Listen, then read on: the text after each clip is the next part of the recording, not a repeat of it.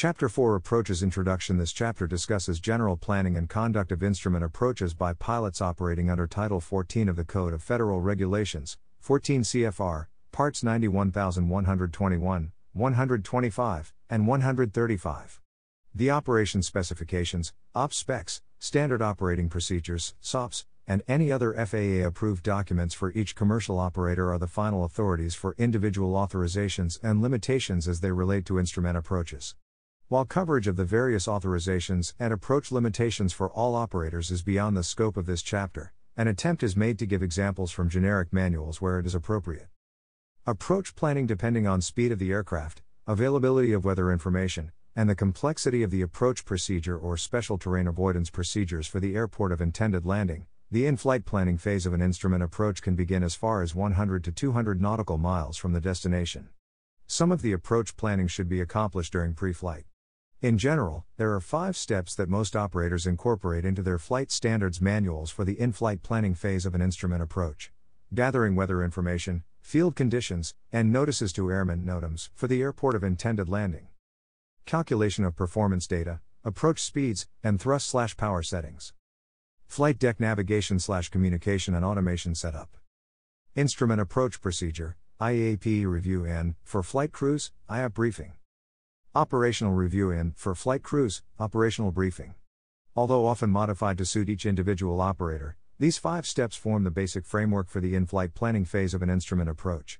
The extent of detail that a given operator includes in their SOPs varies from one operator to another. Some may designate which pilot performs each of the above actions, the sequence, and the manner in which each action is performed. Others may leave much of the detail up to individual flight crews, and only designate which tasks should be performed prior to commencing an approach. Flight crews of all levels, from single pilot to multi-crew member Part 91 operators, can benefit from the experience of commercial operators in developing techniques to fly standard instrument approach procedures, SIAPs. Determining the suitability of a specific IAP can be a very complex task, since there are many factors that can limit the usability of a particular approach. There are several questions that pilots need to answer during pre-flight planning and prior to commencing an approach.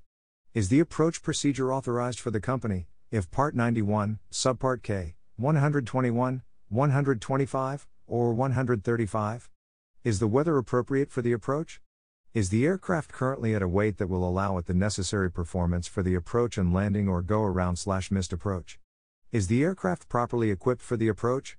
Is the flight crew qualified and current for the approach?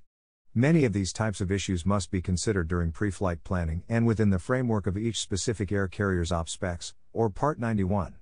Weather considerations. Weather conditions at the field of intended landing dictate whether flight crews need to plan for an instrument approach and, in many cases, determine which approaches can be used, or if an approach can even be attempted. The gathering of weather information should be one of the first steps taken during the approach planning phase. Although there are many possible types of weather information, the primary concerns for approach decision-making are wind speed, wind direction, ceiling, visibility, altimeter setting, temperature, and field conditions. It is also a good idea to check NOTAMs at this time, in case there were any changes since pre-flight planning. Wind speed and direction are factors because they often limit the type of approach that can be flown at a specific location. This typically is not a factor at airports with multiple precision approaches, but at airports with only a few or one approach procedure. The wrong combination of wind and visibility can make all instrument approaches at an airport unavailable. Pilots must be prepared to execute other available approaches, not just the one that they may have planned for. As an example, consider the available approaches at the Chippewa Valley Regional Airport, KEAU, in Eau Claire, Wisconsin. Figure 4.1, in the event that the visibility is reported as less than 1 mile, the only usable approaches for Category C aircraft is the Instrument Landing System, ILS, and Lateral Navigation, LNAV/Vertical Navigation, VNAV, to Runway 22. This leaves very few options for flight crews if the wind does not favor Runway 22, and, in cases where the wind restricts a landing on that runway altogether, even a circling approach cannot be flown because of the visibility. Weather sources. Most of the weather information that flight crews receive is issued to them prior to the start of each flight segment, but the weather used for in-flight planning and execution of an instrument approach is normally obtained en route via government sources, company frequency, or Aircraft Communications Addressing and Reporting System, ACARS. Air carriers and operators certificated under the provisions of Part 119, Certification, Air Carriers and Commercial Operators, are required to use the aeronautical weather information systems defined in the OpSpecs issued to that certificate holder by the FAA. These systems may use basic FAA/National Weather Service, NWS, weather services, contractor or operator proprietary weather services, and / or Enhanced Weather Information System, EWINS, when approved in the OpSpecs. As an integral part of EWINS approval, the procedures for collecting, producing, and disseminating aeronautical weather information, as well as the crew member and dispatcher training to support the use of system weather products, must be accepted or approved. Operators not certificated under the provisions of 14 CFR Part 119 are encouraged to use FAA/NWS products through the Flight Service Stations, FSS. FSS provide pilot weather briefings, en route weather, receive and process instrument flight rule, IFR, and visual flight rule, VFR, flight plans, relay air traffic control, ATC, clearances, and issue NOTAMs. They also provide assistance to lost aircraft and aircraft in emergency situations and conduct VFR search and rescue services. Direct User Access Terminal System, DUITS, funded by the FAA, allows any pilot to access weather information and file a flight plan via computer. 2 contract vendors currently provide information services within the DUITS system, and can be accessed via the internet at www.duits.com or www.1800booksbrief.com. The current vendors of DUITS 2 service and the associated phone numbers are listed in Chapter 7 of the Aeronautical Information Manual, AIM. Flight Information Service, Broadcast, FISB, provides certain aviation weather and other aeronautical information to aircraft equipped with an appropriate flight deck display. Reception of FISB services can be expected within a ground station coverage volume when line of sight geometry is maintained between the aircraft and ground station. National Airspace System, NAS, wide service availability was targeted for 2013 and is currently available within certain regions. FISB provides the following textual and graphical aviation weather and aeronautical products free of charge. A detailed description of these products can be found in the AIM. Aviation Digital Data Services, ADDS, provides the aviation community with text, digital and graphical forecasts, analyses, and observations of aviation-related weather variables. ADS is a joint effort of National Oceanic and Atmospheric Administrations, NOAA, Earth System Research Laboratory, National Center for Atmospheric Research, NCAR, Research Applications Laboratory, RAL, and the Aviation Weather Center, AWC. Hazardous In-Flight Weather Advisory Service, HIWAS, is a national program for broadcasting hazardous weather information continuously over selected navigation aids, Navaids. The broadcasts include advisories such as Airman's Meteorological Information, AirMAIS, Significant Meteorological Information, SIGMETs, Convective SIGMETs, and Urgent Pilot Weather Reports, PREP/UA. These broadcasts are only a summary of the information, and pilots should contact an FSS for detailed information. Telephone Information Briefing Service, TIBS, is a service prepared and disseminated by Flight Service. It provides continuous telephone recordings of meteorological and aeronautical information. Specifically, TIBS provides area and route briefings, as well as airspace procedures and special announcements, if applicable. It is designed to be a preliminary briefing tool and is not intended to replace a standard briefing from a flight service specialist. The TIBS service is available 24 hours a day and is updated when conditions change, but it can only be accessed by a touch-tone phone. The phone numbers for the TIBS service are listed in the chart supplement, formerly the Airport/Facility Directory, A/FD. TIBS should also contain, but is not limited to, surface observations, terminal aerodrome forecast, TAFs, and wind/temperatures aloft forecasts. The suite of available aviation weather product types is expanding with the development of new sensor systems, algorithms, and forecast models. The FAA and NWS, supported by the NCAR and the NOAA Forecast Systems Laboratory, FSL, develop and implement new aviation weather product types through a comprehensive process known as the Aviation Weather Technology Transfer Process. This process ensures that user needs and technical and operational readiness requirements are met as experimental product types mature to operational application. The development of enhanced communications capabilities, most notably the Internet, has allowed pilots access to an increasing range of weather service providers and proprietary products. It is not the intent of the FAA to limit operator use of this weather information. However, pilots and operators should be aware that weather services provided by entities other than the FAA, NWS, or their contractors, such as the DUITS and Flight Information Services Data Link, FIDL providers, may not meet FAA, NWS quality control standards. Broadcast weather. The most common method used by flight crews to obtain specific in-flight weather information is to use a source that broadcasts weather for the specific airport. Information about ceilings, visibility, wind, temperature, barometric pressure, and field conditions can be obtained from most types of broadcast weather services. Broadcast weather can be transmitted to the aircraft in radio voice format or digital format, if it is available via an ACARS system. Automated Terminal Information Service, ATIS, Automatic Terminal Information Service, ATIS, is the continuous broadcast of recorded non-control information in selected high-activity terminal areas. Its purpose is to improve controller effectiveness and to relieve frequency congestion by automating the repetitive transmission of essential but routine information. The information is continuously broadcast over a discrete very high frequency VHF, radio frequency or the voice portion of a local Navaid. Atis transmissions on a discrete VHF radio frequency are engineered to be receivable to a maximum of 60 nautical miles from the Atis site and a maximum altitude of 25,000 feet above ground level (AGL). At most locations, Atis signals may be received on the surface of the airport, but local conditions may limit the maximum Atis reception distance and/or altitude. Pilots are urged to cooperate in the Atis program as it relieves frequency congestion on approach control, ground control, and local control frequencies. The CS indicates airports for which Atis is provided.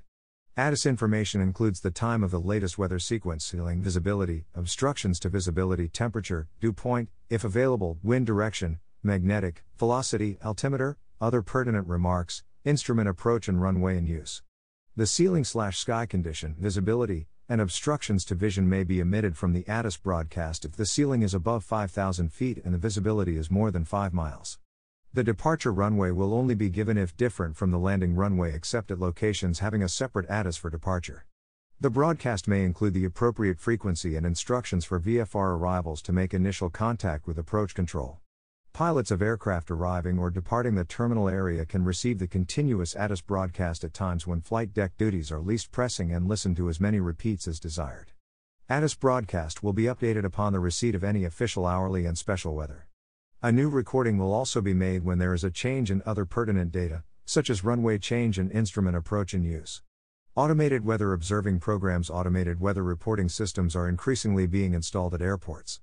These systems consist of various sensors, a processor, a computer-generated voice subsystem, and a transmitter to broadcast local, minute-by-minute weather data directly to the pilot. Automated Weather Observing System. The Automated Weather Observing System, AWOS, observations include the prefix auto to indicate that the data are derived from an automated system. Some AWOS locations are augmented by certified observers who provide weather and obstruction to vision information in the remarks of the report when the reported visibility is less than 7 miles. These sites, along with the hours of augmentation, are published in the CS. Augmentation is identified in the observation as observer weather. The AWOS wind speed, direction and gusts, temperature, dew point, and altimeter setting are exactly the same as for manual observations. The AWOS also reports density altitude when it exceeds the field elevation by more than 1,000 feet. The reported visibility is derived from a sensor near the touchdown of the primary instrument runway. The visibility sensor output is converted to a visibility value using a 10-minute harmonic average. The reported sky condition/ceiling is derived from the ceilometer located next to the visibility sensor. The AWOS algorithm integrates the last 30 minutes of ceilometer data to derive cloud layers and heights. This output may also differ from the observer sky condition in that the AWOS is totally dependent upon the cloud advection over the sensor site. Automated Surface Observing System, ASOS, Automated Weather Sensor System, AWSS, the Automated Surface Observing System, ASOS, Automated Weather Sensor System, AWSS, is the primary surface weather observing system of the United States. The program to install and operate these systems throughout the United States is a joint effort of the NWS, the FAA, and the Department of Defense (DoD). AWSS is a follow-on program that provides identical data as ASIS. ASIS/AWSS is designed to support aviation operations and weather forecast activities. The ASIS/AWSS provides continuous minute-by-minute observations and performs the basic observing functions necessary to generate an aviation routine weather report meter and other aviation weather information. The information may be transmitted over a discrete VHF radio frequency or the voice portion of a local Navaid. Atis/AWSS transmissions on a discrete VHF radio frequency are engineered to be receivable to a maximum of 25 nautical miles from the Atis/AWSS site, and a maximum altitude of 10,000 feet AGL. At many locations, Atis/AWSS signals may be received on the surface of the airport, but local conditions may limit the maximum reception distance and/or altitude. While the automated system and the human may differ in their methods of data collection and interpretation, both produce an observation quite similar in form and content. For the objective elements, such as pressure, ambient temperature, dew point temperature, wind, and precipitation accumulation, both the automated system and the observer use a fixed location and time averaging technique. The quantitative differences between the observer and the automated observation of these elements are negligible. For the subjective elements, however, observers use a fixed time, spatial averaging technique, to describe the visual elements, sky condition, visibility, and present weather, etc., while the automated systems use a fixed location and time averaging technique. Although this is a fundamental change, the manual and automated techniques yield remarkably similar results within the limits of their respective capabilities. The use of the aforementioned visibility reports and weather services are not limited for Part 91 operators. Part 121 and 135 operators are bound by their individual OpSpecs documents and are required to use weather reports that come from the NWS or other approved sources. While all OpSpecs are individually tailored, most operators are required to use Atis information, runway visual range, RVR, reports, and selected reports from automated weather stations. All reports coming from an Awss 3 station are usable for Part 121 and 135 operators. Each type of automated station has different levels of approval as outlined in individual OpSpecs. Ceiling and visibility reports given by the tower with the departure information are always considered official weather, and RVR reports are typically the controlling visibility reference. Refer to Chapter 1, Departures, of this manual, as well as the AIM section July 1, 2012 for further description of automated weather systems. Center Weather Advisories, CWA, Center Weather Advisories, CWAs, are unscheduled in-flight, flow control, air traffic, and aircrew advisories. By nature of its short lead time, the CWA is not a flight planning product. It is generally a no-cast for conditions beginning in the next 2 hours. CWAs will be issued 1. As a supplement to an existing SIGMET, convective SIGMET, or AirMay. 2.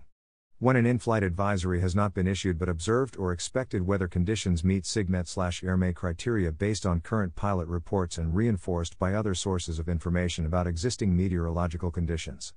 3. When observed or developing weather conditions do not meet SIGMET, convective SIGMET, or AirMay criteria, for example, in terms of intensity or area coverage, but current pilot reports or other weather information sources indicate that existing or anticipated meteorological phenomena will adversely affect the safe and efficient flow of air traffic within the ARC area of responsibility. Weather regulatory requirements. There are many practical reasons for reviewing weather information prior to initiating an instrument approach.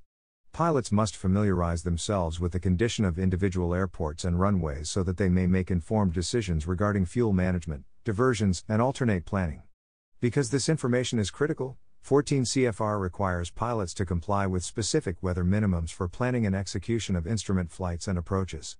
Weather requirements and Part 91 operators. According to 14 CFR Part 91, Section 91.103, the pilot in command, PIC, must become familiar with all available information concerning a flight prior to departure.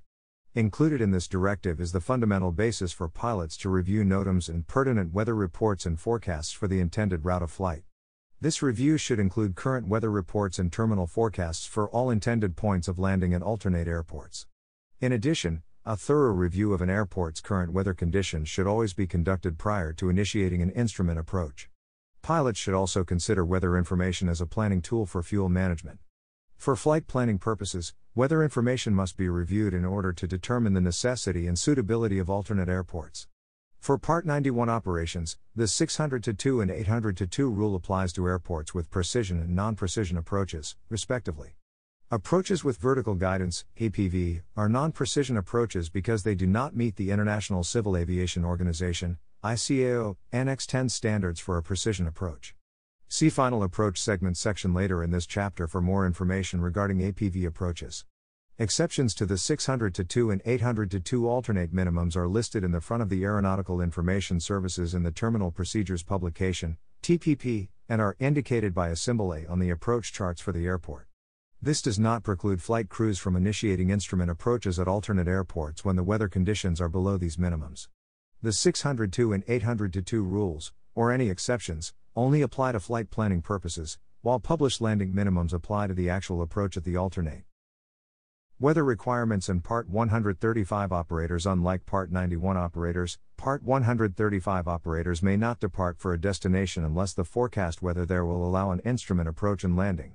According to 14 CFR Part 135, Section 135.219, flight crews and dispatchers may only designate an airport as a destination if the latest weather reports or forecasts, or any combination of them, indicate that the weather conditions will be at or above IFR landing minimums at the estimated time of arrival, ETA. This ensures that Part 135 flight crews consider weather forecasts when determining the suitability of destinations. Departures for airports can be made when the forecast weather shows the airport will be at or above IFR minimums at the ETA, even if current conditions indicate the airport to be below minimums. Conversely, 14 CFR Part 135, Section 135.219 prevents departures when the first airport of intended landing is currently above IFR landing minimums, but the forecast weather is below those minimums at the ETA. Another very important difference between Part 91 and Part 135 operations is the Part 135 requirement for airports of intended landing to meet specific weather criteria once the flight has been initiated. For Part 135, not only is the weather required to be forecast at or above instrument flight rules, IFR, landing minimums for planning a departure, but it also must be above minimums for initiation of an instrument approach and, once the approach is initiated, to begin the final approach segment of an approach. 14 CFR Part 135, Section 135.225 states that pilots may not begin an instrument approach unless the latest weather report indicates that the weather conditions are at or above the authorized IFR landing minimums for that procedure. 14 CFR Part 135, Section 135.225 provides relief from this rule if the aircraft has already passed the final approach fix, FAF, when the weather report is received. It should be noted that the controlling factor for determining whether or not the aircraft can proceed is reported visibility. RVR, if available, is the controlling visibility report for determining that the requirements of this section are met. The runway visibility value, RVV, reported in statute miles, SM, takes precedent over prevailing visibility. There is no required timeframe for receiving current weather prior to initiating the approach. Weather requirements and Part 121 operators. Like Part 135 operators, flight crews and dispatchers operating under Part 121 must ensure that the appropriate weather reports or forecasts, or any combination thereof, indicate that the weather will be at or above the authorized minimums at the ETA at the airport to which the flight is dispatched. 14 CFR Part 121, Section 121.613. This regulation attempts to ensure that flight crews will always be able to execute an instrument approach at the destination airport. Of course, weather forecasts are occasionally inaccurate, therefore, a thorough review of current weather is required prior to conducting an approach. Like Part 135 operators, Part 121 operators are restricted from proceeding past the FAF of an instrument approach unless the appropriate IFR landing minimums exist for the procedure. In addition, descent below the minimum descent altitude, MDA, decision altitude, DA, or decision height, DH, is governed, with one exception, by the same rules that apply to Part 91 operators. The exception is that during Part 121 and 135 operations, the airplane is also required to land within the touchdown zone, TDZ. Refer to the section titled Minimum Descent Altitude, Decision Altitude, and Decision Height later in this chapter for more information regarding MDA, DA, and DH. Aircraft performance considerations. All operators are required to comply with specific airplane performance limitations that govern approach and landing. Many of these requirements must be considered prior to the origination of flight. The primary goal of these performance considerations is to ensure that the aircraft can remain clear of obstructions throughout the approach, landing, and go-around phase of flight, as well as land within the distance required by the FAA. Although the majority of in-depth performance planning for an instrument flight is normally done prior to the aircraft's departure, a general review of performance considerations is usually conducted prior to commencing an instrument approach. Aircraft performance operating limitations. Generally speaking, air carriers must have in place an approved method of complying with Subpart I of 14 CFR Parts 121 and 135, Airplane Performance Operating Limitations, thereby proving the airplane's performance capability for every flight that it intends to make. Flight crews must have an approved method of complying with the approach and landing performance criteria and the applicable regulations prior to departing for their intended destination. The primary source of information for performance calculations for all operators, including Part 91, is the Approved Aircraft Flight Manual, AFM, or Pilot's Operating Handbook, POH, for the make and model of aircraft that is being operated. It is required to contain the manufacturer-determined performance capabilities of the aircraft at each weight, altitude, and ambient temperature that are within the airplane's listed limitations. Typically, the AFM for a large turbine-powered aircraft should contain information that allows flight crews to determine that the aircraft will be capable of performing the following actions, considering the landing weight and other pertinent environmental factor. Land within the distance required by the regulations. Climb from the missed approach point, MAP, and maintain a specified climb gradient with one engine inoperative.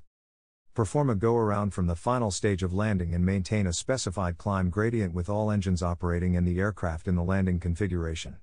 Many airplanes have more than one allowable flap configuration for normal landing.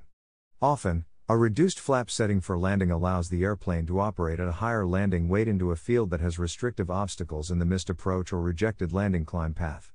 On these occasions, the full flap landing speed may not allow the airplane enough energy to successfully complete a go-around and avoid any high terrain and/or obstacles that might exist on the climb out. Therefore, all engine and engine-out missed approaches, as well as rejected landings, must be taken into consideration in compliance with the regulations. Aircraft approach categories. Aircraft approach category means a grouping of aircraft based on a reference landing speed, VREF, if specified, or if VRF is not specified, 1.3 VSO at the maximum certified landing weight. VRF VSO, and the maximum certified landing weight are those values as established for the aircraft by the certification authority of the country of registry. A pilot must use the minima corresponding to the category determined during certification or higher. Helicopters may use category minima. If it is necessary to operate at a speed in excess of the upper limit of the speed range for an aircraft's category, the minimums for the higher category must be used.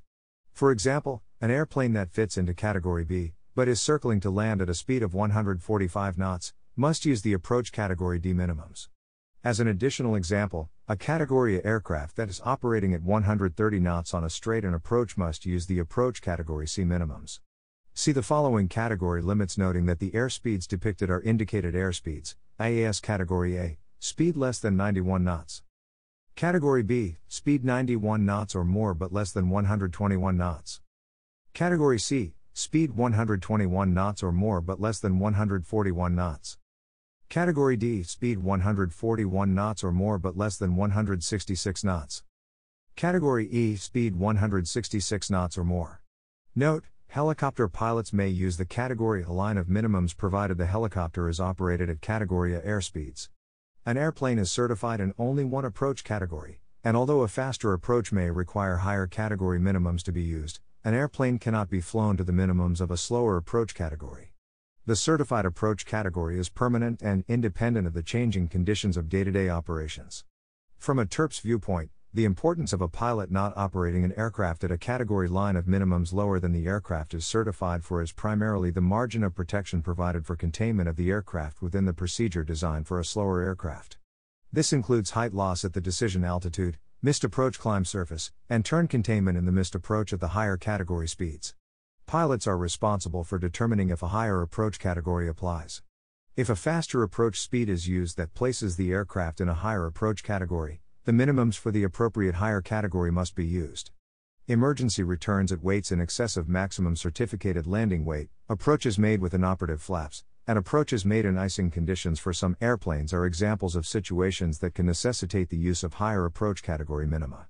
Circling approaches are one of the most challenging flight maneuvers conducted in the NAS, especially for pilots of Cat C and Cat D turbine-powered, transport category airplanes. These maneuvers are conducted at low altitude, day and night, and often with precipitation present affecting visibility, depth perception, and the ability to adequately assess the descent profile to the landing runway. Most often, circling approaches are conducted to runways without the benefit of electronic navigation aids to support the descent from the circling minimums decision altitude, CMDA, to the runway. Circling approaches conducted at faster than normal, straight and approach speeds also require a pilot to consider the larger circling approach area, Since published circling minimums provide obstacle clearance only within the appropriate area of protection and is based on the approach category speed. Figure 4.2, the circling approach area is the obstacle clearance area for aircraft maneuvering to land on a runway that does not meet the criteria for a straight-in approach. The size of the circling area varies with the approach category of the aircraft, as shown in Figure 4.2. A minimum of 300 feet of obstacle clearance is provided in the circling segment. Pilots should remain at or above the circling altitude until the aircraft is continuously in a position from which a descent to a landing on the intended runway can be made at a normal rate of descent and using normal maneuvers. Since an approach category can make a difference in the approach and weather minimums and, in some cases, prohibit flight crews from initiating an approach, the approach speed should be calculated and the effects on the approach determined and briefed in the pre-flight planning phase, as well as reviewed prior to commencing an approach. Prior to FAA Order 8260.3 Change 21, pilots were often faced with the challenge of descending using a stabilized approach concept if the CMDA height above airport, HAA, exceeded 1,200 feet. Once the HA approached 1,200 feet, pilots were often forced to increase their rates of descent in order to arrive at the appropriate in-slot position. In-slot being defined as at a minimum, a Cat C or Cat D turbine-powered airplane should be wings level on a 3-degree, 318 feet/nm descent path not less than 1 nautical mile from the touchdown point, 1,000 feet beyond runway threshold. This was due to the small size of the circling protected airspace that the aircrews must remain within to ensure obstacle clearance. The FAA Order 8260.3 Change 21 to the circling protected airspace afforded much greater obstacle protection. However, it also afforded the pilot the opportunity to use the extra protected airspace to mitigate the need to conduct a high descent rate, unstabilized approach that was often necessary as a result of the previous criteria for the circling approach radius, CAR. For example, under FAA Order 8260.3 Change 21, a sea-level airport with a 1,500 feet HA will have Cat C CAR of 2.86 nautical miles, a 1.16 nautical miles, 68.5%. Increase over pre-change 21 CAR for Cat C. This extra protected airspace can be used by the pilot to maneuver the aircraft instead of being forced to use high descent rates which are often necessary for high-HA circling approaches. Most commercial operators dictate standard procedures for conducting instrument approaches in their FAA-approved manuals. These standards designate company callouts, flight profiles, configurations, and other specific duties for each flight deck crew member during the conduct of an instrument approach. Instrument approach charts. Beginning in February 2000, the FAA began issuing the current format for instrument approach charts. This chart was developed by the Department of Transportation (DOT), Volt National Transportation Systems Center, and is commonly referred to as the Pilot Briefing Information Format. The FAA chart format is presented in a logical order, facilitating pilot briefing of the procedures. Figure 4.3, Approach chart naming conventions. Individual FAA charts are identified on both the top and bottom of the page by their procedure name, based on the navaids required for the final approach, runway served, and airport location. The identifier for the airport is also listed immediately after the airport name. Figure 4.4, there are several types of approach procedures that may cause some confusion for flight crews unfamiliar with the naming conventions. Although specific information about each type of approach is covered later in this chapter, listed below are a few procedure names that can cause confusion. Straight-in procedures. When two or more straight-in approaches with the same type of guidance exist for a runway, a letter suffix is added to the title of the approach so that it can be more easily identified. These approach charts start with the letter Z and continue in reverse alphabetical order. For example, consider the RNAV, GPS, ZRWI-13C and RNAV, RNP, YRWI-13C approaches at Chicago Midway International Airport. Figure 4.5, although these two approaches can be flown with a global positioning system, GPS, to the same runway, they are significantly different. For example, one is a required navigation performance, RNP, authorization required, R, formerly known as Special Aircraft and Aircrew Authorization Required, SAR. One has circling minimums and the other does not. The minimums are different, and the missed approaches are not the same. The approach procedure labeled Z has lower landing minimums than Y. Some older charts may not reflect this. In this example, the LNAV MDA for the RNAV, GPS, ZRWI-13C has the lowest minimums of either approach due to the differences in the final approach required obstacle clearance, ROC, evaluation. This convention also eliminates any confusion with approach procedures labeled A and B, where only circling minimums are published. The designation of two area navigation, RNAV, procedures to the same runway can occur when it is desirable to accommodate panel-mounted GPS receivers and flight management systems, FMSs, both with and without vertical navigation, VNAV. It is also important to note that only one of each type of approach for a runway, including ILS, VHF omnidirectional range, VOR, and non-directional beacon, Ndb, can be coded into a database. Circling-only procedures approaches that do not have straight and landing minimums are identified by the type of approach followed by a letter. Examples in Figure 4.6 show 4 procedure titles at the same airport that have only circling minimums.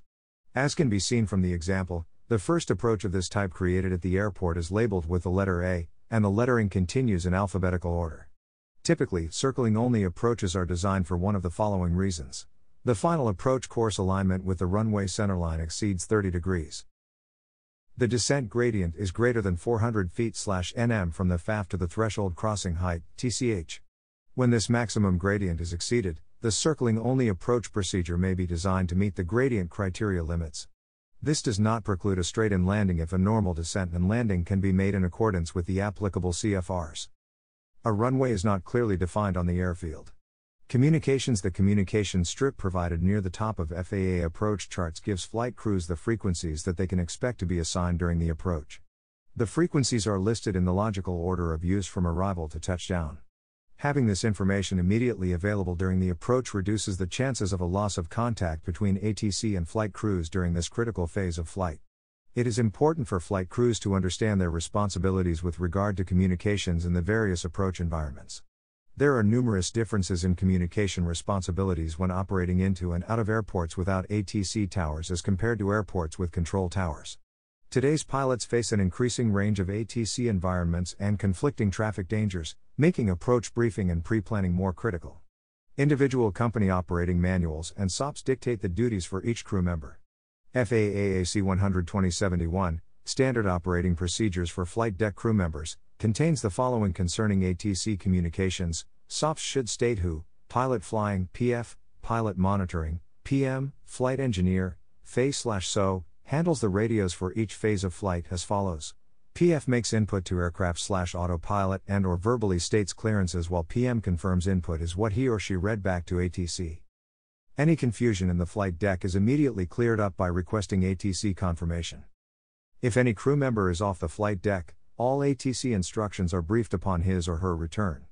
Or, if any crew member is off the flight deck, all ATC instructions are written down until his or her return and then passed to that crew member upon return. Similarly, if a crew member is off ATC frequency when making a precision approach, PA, announcement or when talking on company frequency, all ATC instructions are briefed upon his or her return. Company policy should address use of speakers, headsets, boom microphone and or handheld microphone. SOF should state the altitude awareness company policy on confirming assigned altitude. Example, the PM acknowledges ATC altitude clearance. If the aircraft is on the autopilot, then the PF makes input into the autopilot/altitude alerter. PF points to the input while stating the assigned altitude as he or she understands it. The PM then points to the input stating aloud what he or she understands the ATC clearance to be, confirming that the input and clearance match. If the aircraft is being hand-flown, then the PM makes the input into the altitude alerter/autopilot, then points to the input and states clearance. PF then points to the alerter stating aloud what he or she understands the ATC clearance to be, confirming that the alerter and clearance match. Example, if there is no altitude alerter in the aircraft, then both pilots write down the clearance, confirm that they have the same altitude, and then cross off the previously assigned altitude. Approach control is responsible for controlling all instrument flights operating within its area of responsibility. Approach control may serve one or more airports. Control is exercised primarily through direct pilot and controller communication and airport surveillance radar, ASR. Prior to arriving at the initial approach fix, IAF, instructions will be received from the Air Route Traffic Control Center, ARC, to contact approach control on a specified frequency. Where radar is approved for approach control service, it is used not only for radar approaches, but also for vectors in conjunction with published non-radar approaches using conventional Navaids or NAV GPS. When radar handoffs are initiated between the ARC and approach control, or between two approach control facilities, aircraft are cleared, with vertical separation, to an outer fix most appropriate to the route being flown and, if required, given holding instructions. Or, aircraft are cleared to the airport or to a fix so located that the handoff is completed prior to the time the aircraft reaches the fix. When radar handoffs are used, successive arriving flights may be handed off to approach control with radar separation in lieu of vertical separation. After release to approach control, aircraft are vectored to the final approach course. ATC occasionally vectors the aircraft across the final approach course for spacing requirements. The pilot is not expected to turn inbound on the final approach course unless an approach clearance has been issued. This clearance is normally issued with the final vector for interception of the final approach course, and the vector enables the pilot to establish the aircraft on the final approach course prior to reaching the FAA. Air Route Traffic Control Center, ARC, ARCs are approved for and may provide approach control services to specific airports. The radar systems used by these centers do not provide the same precision as an ASR or Precision Approach Radar, PAR, used by approach control facilities and control towers, and the update rate is not as fast. Therefore, pilots may be requested to report established on the final approach course. Whether aircraft are vectored to the appropriate final approach course or provide their own navigation on published routes to it, radar service is automatically terminated when the landing is completed, or when instructed to change to advisory frequency at airports without an operating ATC tower, whichever occurs first. When arriving on an IFR flight plan at an airport with an operating control tower, the flight plan is closed automatically upon landing. The extent of services provided by approach control varies greatly from location to location. The majority of Part 121 operations in the NAS use airports that have radar service and approach control facilities to assist in the safe arrival and departure of large numbers of aircraft. Many airports do not have approach control facilities. It is important for pilots to understand the differences between approaches with and without an approach control facility. For example, consider the Durango, Colorado, ILS DMERWI-2 and low altitude on route chart excerpt shown in Figure 4.7.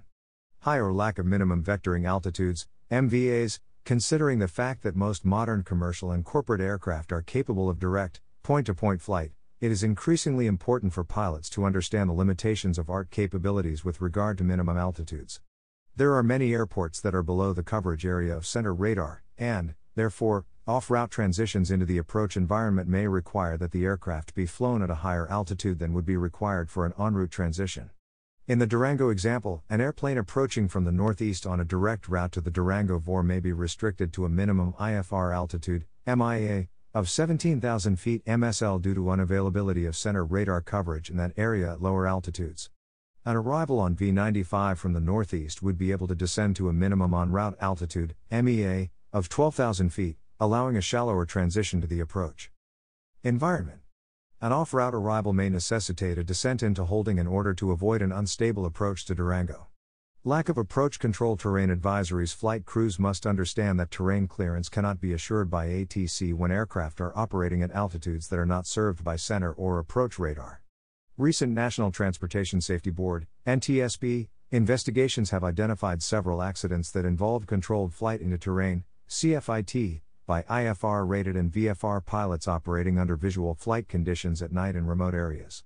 In many of these cases, the pilots were in contact with ATC at the time of the accident and receiving radar service. The pilots and controllers involved all appear to have been unaware that the aircraft were in danger.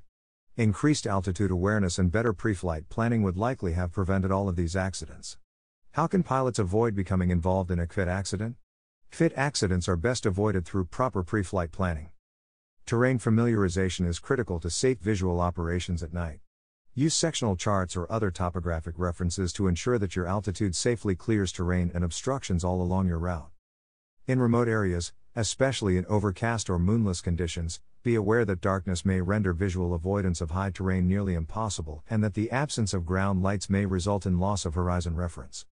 When planning a nighttime VFR flight, follow IFR practices, such as climbing on a known safe course, until well above surrounding terrain. Choose a cruising altitude that provides terrain separation similar to IFR flights, 2,000 feet AGL in mountainous areas and 1,000 feet above the ground in other areas. When receiving radar services, do not depend on ATC to warn you of terrain hazards. Although controllers try to warn pilots if they notice a hazardous situation, they may not always be able to recognize that a particular VFR aircraft is dangerously close to terrain. When issued a heading along with an instruction to maintain VFR, be aware that the heading may not provide adequate terrain clearance. If you have any doubt about your ability to visually avoid terrain and obstacles, advise ATC immediately and take action to reach a safe altitude if necessary. ATC radar software can provide limited prediction and warning of terrain hazards, but the warning system is configured to protect IFR flights and is normally suppressed for VFR aircraft. Controllers can activate the warning system for VFR flights upon pilot request, but it may produce numerous false alarms for aircraft operating below the MIA, especially in en route center airspace. If you fly at night, especially in remote or unlit areas, consider whether a GPS-based terrain awareness unit would improve your safety of flight. Lack of approach control traffic advisories. If radar service is not available for the approach, the ability of ATC to give flight crews accurate traffic advisories is greatly diminished. In some cases, the Common Traffic Advisory Frequency, CTAF, may be the only tool available to enhance an IFR flight's awareness of traffic at the destination airport. Additionally, ATC will not clear an IFR flight for an approach until the preceding aircraft on the approach has cancelled IFR, either on the ground or airborne once in visual meteorological conditions (VMC). Airports with an ATC tower control towers are responsible for the safe, orderly, and expeditious flow of all traffic that is landing, taking off, operating on, and in the vicinity of an airport, and, when the responsibility has been delegated, towers also provide for the separation of IFR aircraft in terminal areas. Aircraft that are departing IFR are integrated into the departure sequence by the tower. Prior to takeoff, the tower controller coordinates with departure control to assure adequate aircraft spacing. Airports without a control tower from a communications standpoint, executing an instrument approach to an airport that is not served by an ATC tower requires more attention and than making a visual approach to that airport. Pilots are expected to self-announce their arrival into the vicinity of the airport no later than 10 nautical miles from the field. Depending on the weather, as well as the amount and type of conflicting traffic that exists in the area, an approach to an airport without an operating ATC tower increases the difficulty of the transition to visual flight. In many cases, a flight arriving via an instrument approach needs to mix in with VFR traffic operating in the vicinity of the field. For this reason, many companies require that flight crews make contact with the arrival airport for company operations personnel via a secondary radio over 25 nautical miles from the field in order to receive traffic advisories. In addition, pilots should attempt to listen to the TIF well in advance of their arrival in order to determine the VFR traffic situation. Since separation cannot be provided by ATC between IFR and VFR traffic when operating in areas where there is no radar coverage, pilots are expected to make radio announcements on the TIF. These announcements allow other aircraft operating in the vicinity to plan their departures and arrivals with a minimum of conflicts. In addition, it is very important for crews to maintain a listening watch on the TIF to increase their awareness of the current traffic situation. Flights inbound on an instrument approach to a field without a control tower should make several self-announced radio calls during the approach. Initial call within 4 to 10 minutes of the aircraft's arrival at the IF. This call should give the aircraft's location as well as the crew's approach intentions. Departing the IF, stating the approach that is being initiated. Procedure turn, or equivalent, inbound. FAF inbound, stating intended landing runway and maneuvering direction of circling. Short final, giving traffic on the surface notification of imminent landing. When operating on an IFR flight plan at an airport without a functioning control tower, pilots must initiate cancellation of the IFR flight plan with ATC or an AFSS. Remote communications outlets, RCOs, or ground communications outlets, GCOs, if available, can be used to contact an ARC or an AFSS after landing. If a frequency is not available on the ground, the pilot has the option to cancel IFR while in flight if VFR conditions can be maintained while in contact with ARC, as long as those conditions can be maintained until landing. Additionally, pilots can relay a message through another aircraft or contact flight service via telephone. Primary Navaid. Most conventional approach procedures are built around a primary final approach Navaid, others, such as RNAV, GPS, approaches, are not. If a primary Navaid exists for an approach, it should be included in the IAP briefing, set into the appropriate backup or active navigation radio, and positively identified at some point prior to being used for course guidance. Adequate thought should be given to the appropriate transition point for changing from FMS or other en route navigation over to the conventional navigation to be used on the approach. Specific company standards and procedures normally dictate when this changeover occurs. Some carriers are authorized to use FMS course guidance throughout the approach, provided that an indication of the conventional navigation guidance is available and displayed. Many carriers, or specific carrier fleets, are required to change over from RNAV to conventional navigation prior to the FAA of an instrument approach. Depending on the complexity of the approach procedure, pilots may have to brief the transition from an initial Navaid to the primary and missed approach Navaids. Figure 4.8 shows the Cheyenne, Wyoming, ILS Runway 27 approach procedure, which requires additional consideration during an IAP briefing. If the 15 DME arc of the size VOR is to be used as the transition to this ILS approach procedure, caution must be paid to the transition from en route navigation to the initial Navaid and then to the primary Navaid for the ILS approach. Planning when the transition to each of these Navaids occurs may prevent the use of the incorrect Navaid for course guidance during approaches where high pilot workloads already exist. Equipment requirements: the navigation equipment that is required to join and fly an IAP is indicated by the title of the procedure and notes on the chart. Straight and IAPs are identified by the navigation system by providing the final approach guidance and the runway with which the approach is aligned, for example, VOR RWI-13. Circling only approaches are identified by the navigation system by providing final approach guidance and a letter, for example, VOR A. More than one navigation system separated by a slant indicates that more than one type of equipment must be used to execute the final approach, for example, VOR/DME-RWI-31. More than one navigation system separated by the word or indicates either type of equipment can be used to execute the final approach, for example, VOR or GPS-RWI-15. In some cases, other types of navigation systems, including radar, are required to execute other portions of the approach or to navigate to the IF, for example, an Ndb procedure turn to an ILS, or an Ndb in the missed approach, or radar required to join the procedure or identify a fix. When ATC radar or other equipment is required for procedure entry from the en route environment, a note is charted in the plan view of the approach procedure chart, for example, radar required or automatic direction finder, ADF, required. When radar or other equipment is required on portions of the procedure outside the final approach segment, including the missed approach, a note is charted in the notes box of the pilot briefing portion of the approach chart, for example, radar required or distance measuring equipment, DME, required. Notes are not charted when VOR is required outside the final approach segment. Pilots should ensure that the aircraft is equipped with the required Navaids to execute the approach, including the missed approach. Refer to the AIM paragraph 545 for additional options with regards to equipment requirements for IAPs. RNAV systems may be used as a substitute means of navigation when a very high frequency VHF, omnidirectional range, VOR, distance measuring equipment, DME, tactical air navigation, TACAN, VOR/TACAN, VORTIC, VOR/DME, non-directional radio beacon, NDB, or compass locator facility including locator outer marker and locator middle marker is out of service, i.e., the navigation aid, Navaid, information is not available, an aircraft is not equipped with an automatic direction finder, ADF, or DME, or the installed ADF or DME on an aircraft is not operational. For example, if equipped with a suitable RNAV system, a pilot may hold over an out-of-service NDB. Refer to Advisory Circular 90-108, Use of Suitable RNAV System on Conventional Routes and Procedures, dated March 3, 2011 for additional guidance on the proper times and procedures for substituting a RNAV system for means of navigation. Courses: traditional courses. An aircraft that has been cleared to a holding fix and subsequently cleared, approach, normally does not receive new routing.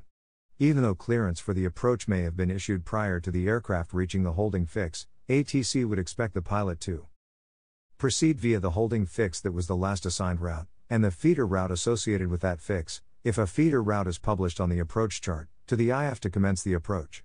When cleared for the approach, the published off-airway feeder routes that lead from the en-route structure to the IF are part of the approach clearance. If a feeder route to an IF begins at a fix located along the route of flight prior to reaching the holding fix, and clearance for an approach is issued, a pilot should commence the approach via the published feeder route. For example, the aircraft would not be expected to overfly the feeder route and return to it. The pilot is expected to commence the approach in a similar manner at the IF, if the IF for the procedure is located along the route of flight to the holding fix.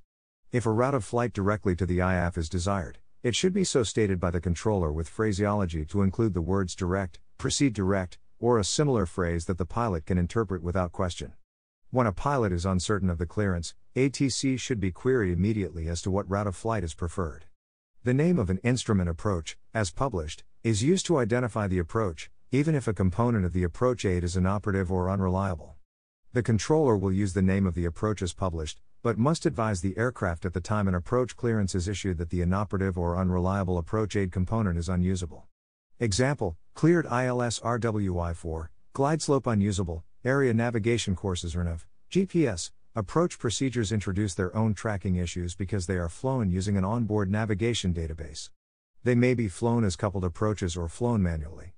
In either case, navigation system coding is based on procedure design, including waypoint, WP, sequencing for an approach and missed approach. The procedure design indicates whether the WP is a flyover, FO, or flyby, FB, and provides appropriate guidance for each. A FB-WP requires the use of turn anticipation to avoid overshooting the next flight segment. A FO-WP precludes any turn until the WP is overflown and is followed by either an intercept maneuver of the next flight segment or direct flight to the next WP. Approach waypoints, except for the missed approach waypoint, MAWP, and the missed approach holding waypoint, MOP, are normally FB-WPs. Notice that in the plan view in Figure 4.9, there are 4 FB-WPs, but only the circled WP symbol at Preno is a FO-WP. If flying manually to a selected run of WP, pilots should anticipate the turn at FB-WP to ensure a smooth transition and avoid overshooting the next flight segment. Alternatively, for a FO-WP, no turn is accomplished until the aircraft passes the WP. There are circumstances when a WP may be coded into the database as both a FB-WP and a FO-WP, depending on how the WPs are sequenced during the approach procedure. For example, a WP that serves as an IAF may be coded as a FB-WP for the approach, and as a FO-WP when it also serves as the MOP for the missed approach procedure, MAP. This is just one reason why instrument approaches should be loaded in their entirety from the FMS and not manually built or modified. Altitudes. Prescribed altitudes may be depicted in 4 different configurations: minimum, maximum, recommended, and mandatory. The U.S. government distributes approach charts produced by the FAA. Altitudes are depicted on these charts in the profile view with an underscore or overscore, or both to identify them as minimum, maximum, or mandatory, respectively. Minimum altitudes are depicted with the altitude value underscored. Aircraft are required to maintain altitude at or above the depicted value, for example, 3,000. Maximum altitudes are depicted with the altitude value overscored. Aircraft are required to maintain altitude at or below the depicted value, for example, 4,800. Mandatory altitudes are depicted with the altitude value both underscored and overscored. Aircraft are required to maintain altitude at the depicted value, for example, 5,500. Recommended altitudes are depicted without an underscore or overscore. Note, pilots are cautioned to adhere to altitudes as prescribed because, in certain instances, they may be used as the basis for vertical separation of aircraft by ATC. If a depicted altitude is specified in the ATC clearance, that altitude becomes mandatory as defined above. Minimum safe/sector altitude. Minimum safe altitudes are published for emergency use on IAF charts. MSAs provide 1,000 feet of clearance over all obstacles but do not necessarily assure acceptable navigation signal coverage. The MSA depiction on the plan view of an approach chart contains the identifier of the center point of the MSA, the applicable radius of the MSA, a depiction of the sectors, and the minimum altitudes above mean sea level which provide obstacle clearance. For conventional navigation systems, the MSA is normally based on the primary omnidirectional facility on which the IAP is predicated, but may be based on the Airport Reference Point, ARP, if no suitable facility is available. For RNAV approaches, the MSA is based on an RNAV waypoint. MSAs normally have a 25 nautical miles radius, however, for conventional navigation systems, this radius may be expanded to 30 nautical miles if necessary to encompass the airport landing surfaces. Depicted on the plan view of approach charts, a single sector altitude is normally established. However, when it is necessary to obtain obstacle clearance, an MSA area may be further divided with up to 4 sectors. Final approach fix altitude. Another important altitude that should be briefed during an IAP briefing is the FAF altitude, designated by the cross on a non-precision approach, and the lightning bolt symbol designating the glide slope/glide path intercept altitude on a precision approach. Adherence and cross-check of this altitude can have a direct effect on the success and safety of an approach. Proper airspeed, altitude, and configuration, when crossing the FAF of a non-precision approach, are extremely important no matter what type of aircraft is being flown. The stabilized approach concept, implemented by the FAA within the SOPs of each air carrier, suggests that crossing the FAF at the published altitude is often a critical component of a successful non-precision approach, especially in a large turbojet aircraft. The glide slope intercept altitude of a precision approach should also be included in the IAP briefing. Awareness of this altitude when intercepting the glide slope can ensure the flight crew that a false glide slope or other erroneous indication is not inadvertently followed. Many air carriers include a standard callout when the aircraft passes over the FAF of the non-precision approach underlying the ILS. The PM states the name of the fix and the charted glide slope altitude, thus allowing both pilots to cross-check their respective altimeters and verify the correct indications.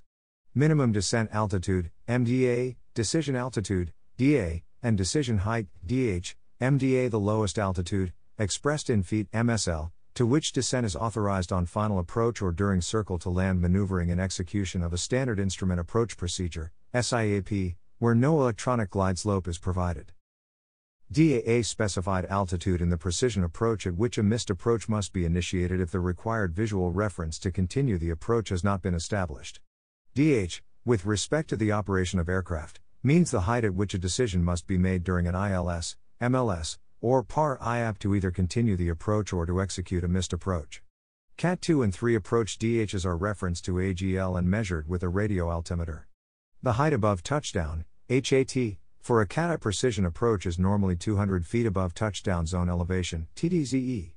When a HAT of 250 feet or higher is published, it may be the result of the signal in space coverage, or there may be penetrations of either the final or missed approach obstacle clearance surfaces, OCSs. If there are OCS penetrations, the pilot has no indication on the approach chart where the obstacles are located. It is important for pilots to brief the MDA, DA, or DH so that there is no ambiguity as to what minimums are being used. These altitudes can be restricted by many factors. Approach category, inoperative equipment in the aircraft or on the ground, crew qualifications, and company authorizations are all examples of issues that may limit or change the height of a published MDA, DA, or DH.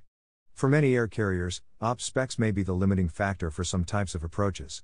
Ndb Encircling Approaches are two common examples where the OpSpecs minimum listed altitudes may be more restrictive than the published minimums.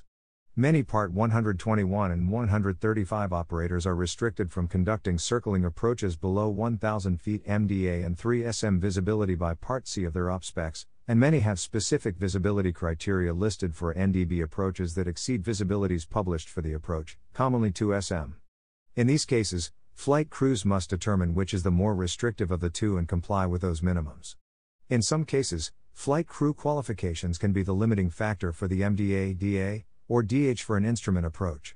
There are many Cat 2 and 3 approach procedures authorized at airports throughout the United States, but RNPR restricts their use to pilots who have received specific training, and to aircraft that are equipped and authorized to conduct those approaches. Other rules pertaining to flight crew qualifications can also determine the lowest usable MDA, DA, or DH for a specific approach. 14 CFR Part 121, Section 121.652, 14 CFR Part 125, Section 125.379, and 14 CFR Part 135, Section 135.225 require that some PICs, with limited experience in the aircraft they are operating, increase the approach minimums and visibility by 100 feet and 1/2 mile respectively. Rules for these high minimums pilots are usually derived from a combination of federal regulations and the company's OpSpecs. There are many factors that can determine the actual minimums that can be used for a specific approach. All of them must be considered by pilots during the pre-flight and approach planning phases discussed, and briefed appropriately. Pilots are cautioned to fully understand and abide by the guidelines set forth in 14 CFR Section 91.175C regarding proper identification of the runway and runway environment when electing to continue any approach beyond the published DA/DH or MDA. It is imperative to recognize that any delay in making a decision to execute the missed approach procedure at the DA/DH or MDA/missed approach point will put the aircrew at risk of impacting any obstructions that may be penetrating the visual obstacle clearance surface. The visual segment of an IAP begins at DA or MDA and continues to the runway. There are two means of operating in the visual segment. One is by using natural vision under 14 CFR Part 91, Section 91.175C, and the other is by using an enhanced flight vision system under 14 CFR Part 91, Section 91.176. Enhanced Flight Vision Systems, EFVS, and Instrument Approaches, Figure 410A. An Enhanced Flight Vision System, EFVS, is an installed aircraft system which uses a head-up display, HUD, or an equivalent display that is a head-up presentation, to combine aircraft flight information and flight symbology, navigation guidance, and a real-time image of the external scene to the pilot on a single display. Imaging sensors, which may be based on forward-looking infrared, FLIR, millimeter wave radiometry, millimeter wave radar, low-level light intensification, ORO. Their real-time imaging technologies produce a real-time image of the outside scene. Combining the flight information, navigation guidance, and sensor imagery on a HUD or equivalent display allows the pilot to continue looking forward along the flight path throughout the entire approach, landing, and rollout. Sections 91.175C and 91.176 specify two means of operating visually below DA/DH or MDA in the visual segment of an IAP. One means is by using natural vision under Section 91.175C, and the other is by using enhanced vision provided by an EFVS under Section 91.176. When the runway environment cannot be visually acquired using natural vision, a pilot may use an EFVS to continue descending below DA/DH or MDA under Section 91.176. An EFVS operation is an operation in which visibility conditions require an EFVS to be used in lieu of natural vision to perform an approach or landing, determine enhanced flight visibility, identify required visual references, or conduct a rollout. There are two types of EFVS operations: EFVS operations to touchdown and rollout, and EFVS operations to 100 feet above the touchdown zone elevation, TDZE. An EFVS operation to touchdown and rollout is an operation in which a pilot uses the enhanced vision imagery provided by an EFVS in lieu of natural vision to descend below DA or DH to touchdown and rollout, Figure 410B. These operations may be conducted on Standard Instrument Approach Procedures, SIAPs, or Special Instrument Approach Procedures, IAPs, that have a DA or DH, for example, Precision or APV approach. An EFVS operation to 100 feet above the TDZE is an operation in which the pilot uses the EFVS in lieu of natural vision to descend below DA/DH or MDA down to 100 feet above the TDZE, Figure 410C. To descend below 100 feet above the TDZE, however, natural vision must be used. EFVS operations to 100 feet above the TDZE may be conducted on SIAPs or special IAPs that have a DA/DH or MDA. While the regulations do not prohibit EFVS from being used during any phase of flight for situational awareness, EFVS displays are not designed, installed, certified, or intended as a sufficient visual system to conduct circling maneuvers. EFVS may only be used during a circle-to-land maneuver provided the visual references required throughout the circling maneuver are distinctly visible to the pilot using natural vision throughout the circling maneuver. Therefore, an EFVS cannot be used to satisfy the requirement that an identifiable part of the airport be distinctly visible to the pilot during a circling maneuver at or above MDA or while descending below MDA from a circling maneuver. The visual information provided by an EFVS serves as independent verification of the position information provided by the aircraft's displays and systems. An EFVS also enables a pilot to assess the enhanced flight visibility and identify required visual references, helps a pilot align the aircraft with the runway, and provides position, roll, rate of closure, and distance remaining information. Sections 91.176A and 91.176B permit a pilot to use an EFVS to identify the required visual references and to determine that the enhanced flight visibility provided by the EFVS is not less than the visibility prescribed in the IAP to be flown. Both the visual reference and enhanced flight visibility requirements of the regulations must be met before the pilot can descend below DA/DH during an EFVS operation to touchdown and rollout or below DA/DH or MDA during an EFVS operation to 100 feet above the TDZE. The aircraft also must continuously be in a position from which a descent to landing can be made on the intended runway at a normal rate of descent using normal maneuvers. For EFVS operations to touchdown, Section 91.176A(2)(vi) requires that the descent rate must allow touchdown to occur within the touchdown zone of the runway of intended landing for all operations. Section 91.176B(2)(v), operations conducted to 100 feet above the TDZE, requires the descent rate to allow touchdown to occur within the touchdown zone of the runway of intended landing for operations conducted under 14 CFR Parts 121 and 135.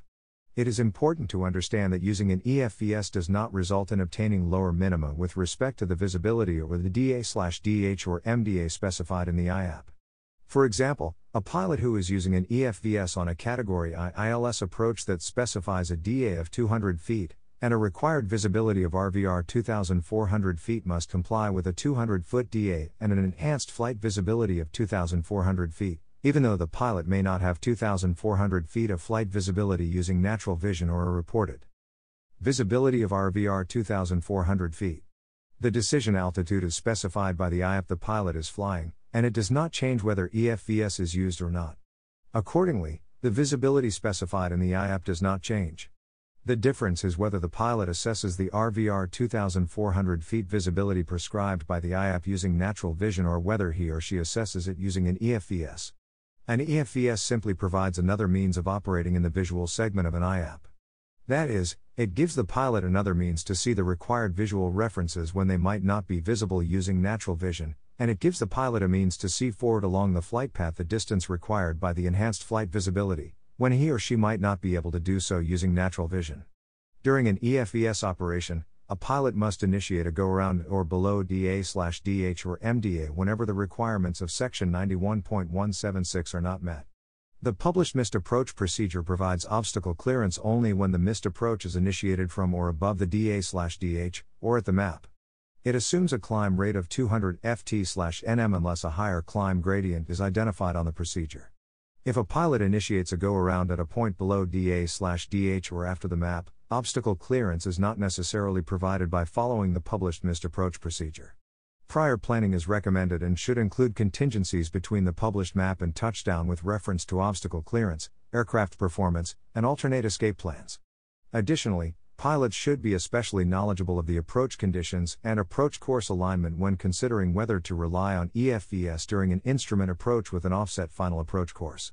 Depending upon the combination of crosswind correction, approach course offset, and the lateral field of view provided by a particular EFVS, the required visual references may or may not be within the pilot's view looking through the EFVS upon reaching the map. AC 9106, current version, contains additional information about visual segment obstacle clearance, missed approach obstacle clearance, and considerations associated with offset approaches.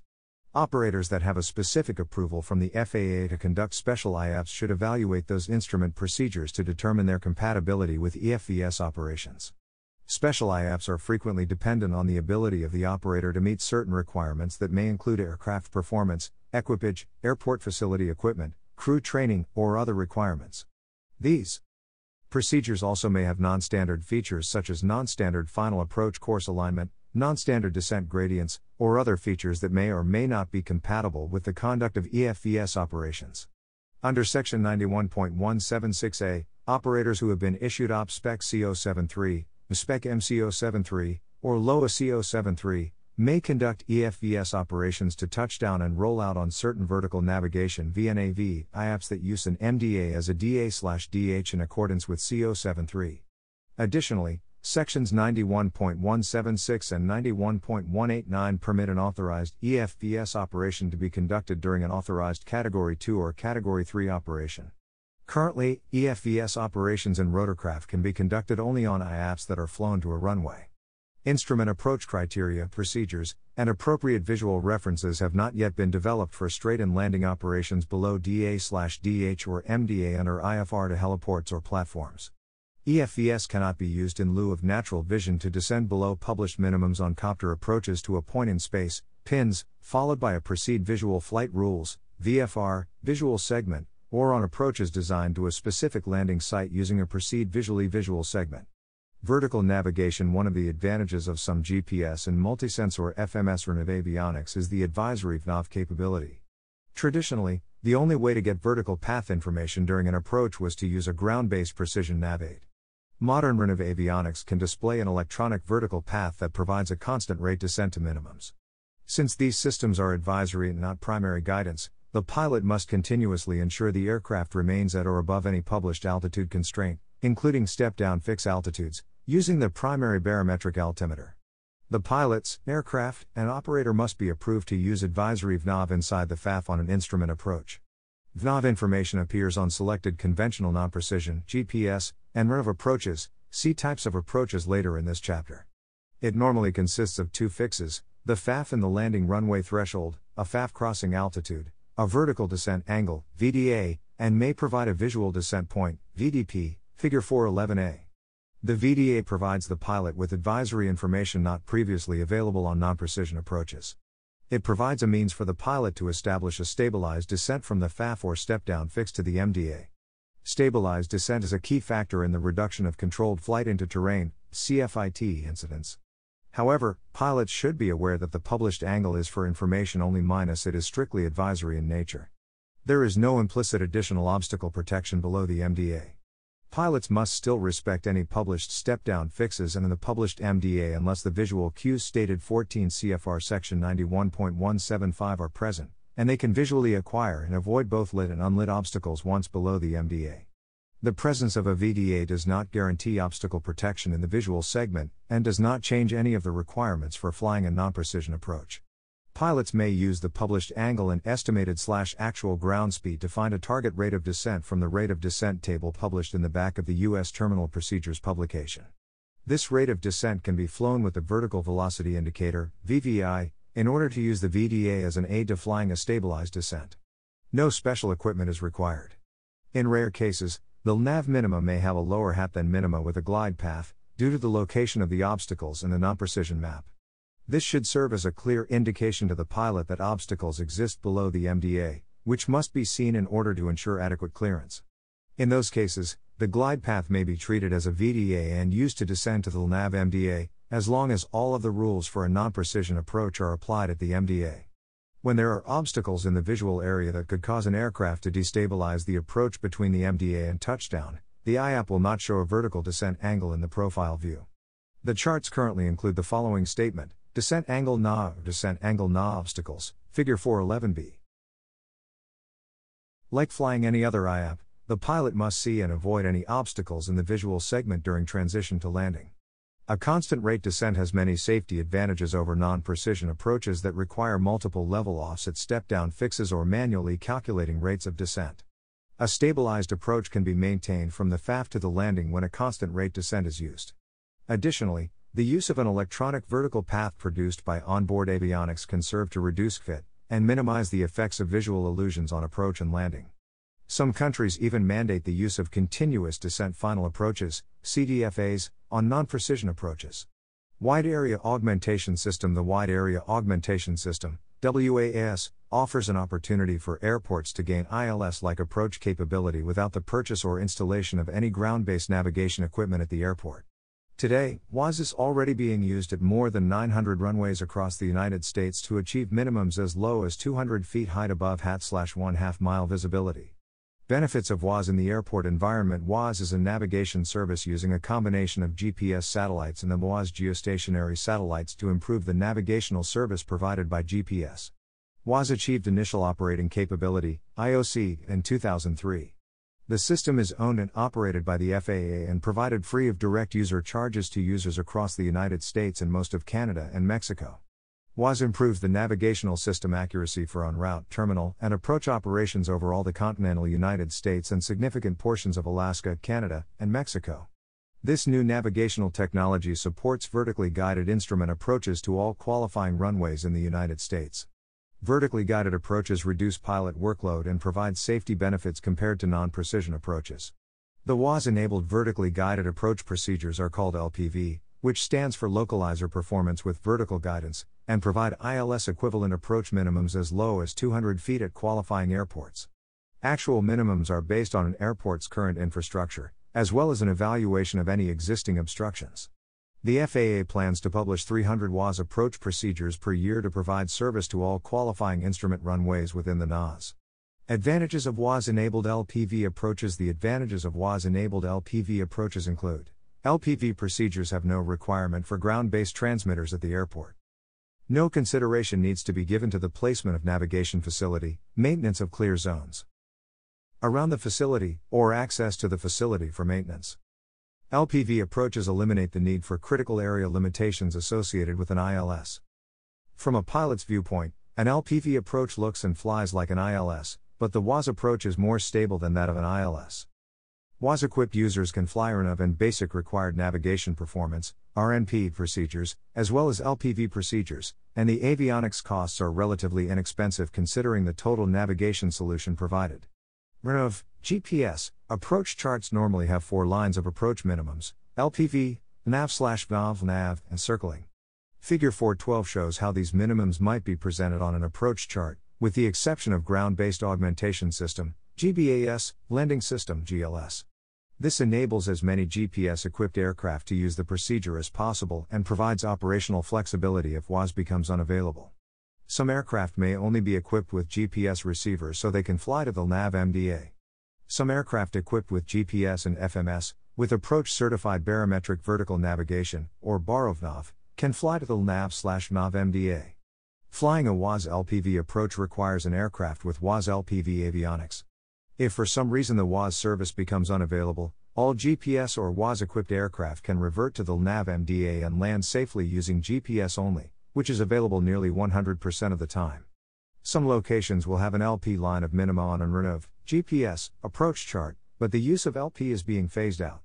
At locations with obstacle penetrations in the missed approach segment, there might be two lines of minima for the same type of navigation, one line with higher approach minima without a specified climb gradient and another line with lower approach minima with a specified climb gradient in the event of missed approach. LPV identifies WAS approach with vertical guidance, APV approach minimums with electronic lateral and vertical guidance capability. LPV is used for approaches constructed with WAS criteria where the value for the vertical alarm limit is more than 12 meters and less than 50 meters. WAS avionics equipment approved for LPV approaches is required for this type of approach. The lateral guidance is equivalent to localizer accuracy, and the protected area is considerably smaller than the protected area for the present LAV and LAV/NAV lateral protection. Aircraft can fly this minima line with a statement in the AFM that the installed equipment supports LPV approaches. In Figure 412, notice the WAS information shown in the top left corner of the pilot briefing information on the chart depicted. Below the term WAS is the WAS channel number, CH56202, and the WAS approach identifier, W35A, indicating runway 35 liters in this case, and then a letter to designate the first in a series of procedures to that runway, Figure 412. LAV/MAV identifies APV minimums developed to accommodate an RNAV with vertical guidance, usually provided by approach-certified BAROVNAV, but with vertical and lateral integrity limits larger than a precision approach or LPV.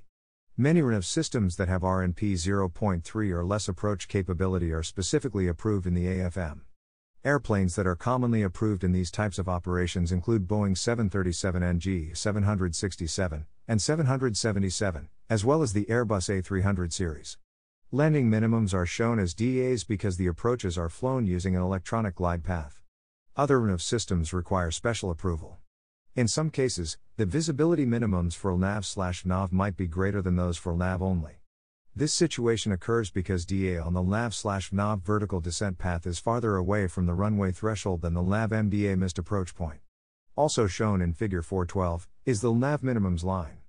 This minimum is for lateral navigation only, and the approach minimum altitude is published as a MDA.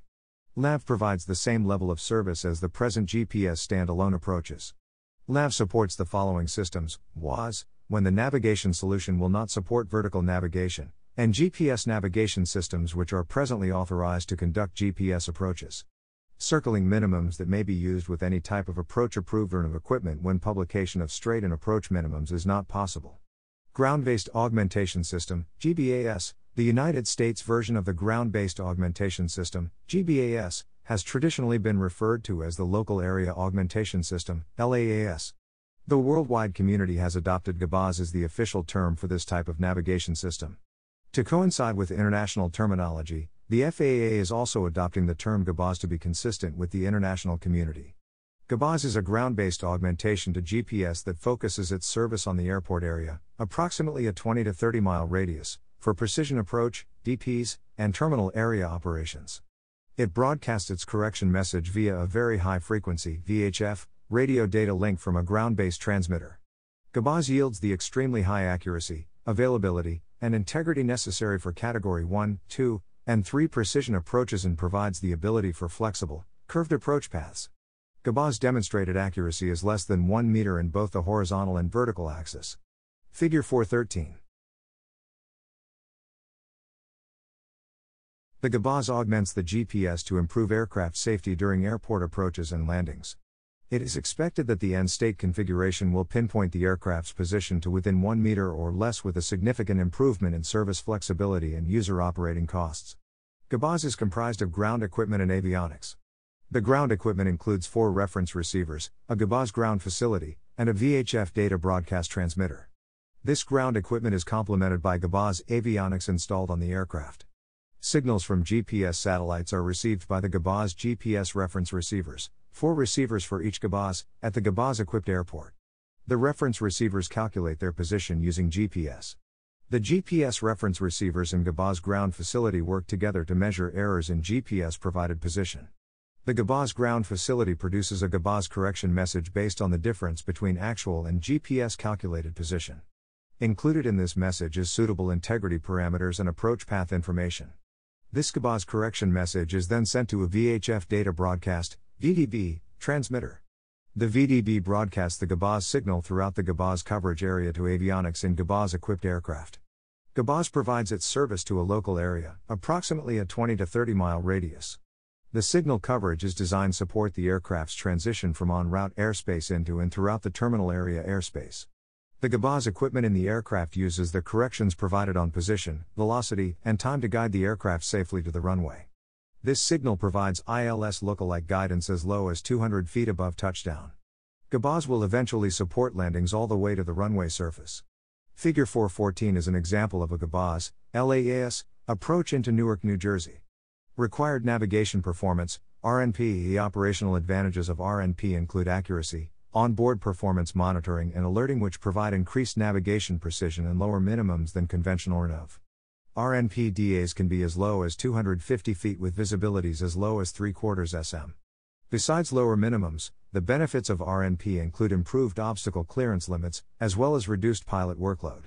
When RNP-capable aircraft fly an accurate, repeatable path, ATC can be confident that these aircraft are at a specific position, thus maximizing safety and increasing capacity. To attain the benefits of RNP approach procedures, a key component is curved flight tracks. Constant radius turns around a fix are called radius-to-fix legs, RF legs. These turns, which are encoded into the navigation database, allow the aircraft to avoid critical areas of terrain or conflicting airspace while preserving positional accuracy by maintaining precise, positive course guidance along the curved track. The introduction of RF legs into the design of terminal RNAV procedures results in improved use of airspace, and allows procedures to be developed to and from runways that are otherwise limited to traditional linear flight paths or, in some cases, not served by an IFR procedure at all. Navigation systems with RF capability are a prerequisite to flying a procedure that includes an RF leg. Refer to the notes box of the pilot briefing portion of the approach chart in Figure 415. In the United States, operators who seek to take advantage of RNP approach procedures must meet the special RNP requirements outlined in FAA-AC 9101, Approval Guidance for RNP Procedures with Authorization Required, R. Currently, most new transport category airplanes receive an airworthiness approval for RNP operations. However, differences can exist in the level of precision that each system is qualified to meet. Each individual operator is responsible for obtaining the necessary approval and authorization to use these instrument flight procedures with navigation databases. RNAV approach authorization. Like any other authorization given to air carriers and Part 91 operators, the authorization to use VNAV on a conventional non-precision approach, RNAV approaches, or NAV/VNAV approaches, is found in that operator's OpSpecs, AFM, or other FAA-approved documents. There are many different levels of authorizations when it comes to the use of RNAV approach systems. The type of equipment installed in the aircraft, the redundancy of that equipment, its operational status, the level of flight crew training, and the level of the operator's FAA authorization are all factors that can affect a pilot's ability to use VNAV information on an approach. Because most Part 121, 125, 135, and 91 flight departments include RNAV approach information in their pilot training programs, a flight crew considering an approach to North Platte, Nebraska, using the RNAV, GPS, RWI-30 approach shown in Figure 416, would already know which minimums they were authorized to use. The company's OpSpecs, foam, and the AFM for the pilot's aircraft would dictate the specific operational conditions and procedures by which this type of approach could be flown. There are several items of note that are specific to this type of approach that should be considered and briefed. One is the terminal arrival area (TAA) that is displayed in the approach plan view. TAAs, discussed later in this chapter, depict the boundaries of specific arrival areas, and the MIA for those areas. The TAA should be included in an IAP briefing in the same manner as any other IFR transition altitude. It is also important to note that the altitudes listed in the TAAs should be referenced in place of the MSAs on the approach chart for use in emergency situations. In addition to the obvious differences contained in the plan view of Figure 416, RNAV, GPS, approach procedure example, pilots should be aware of the issues related to BAROV-NAV and RNP. The notes section of the procedure in the example contains restrictions relating to these topics.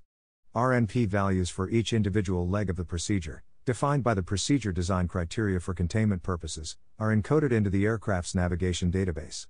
Applicable landing minimums are shown in a normal manner along with the associated RNP value in the landing minimums section.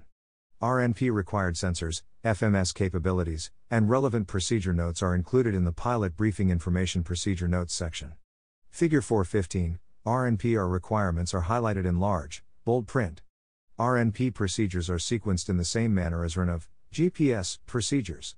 Procedure title RNAV includes parenthetical, RNP, terminology.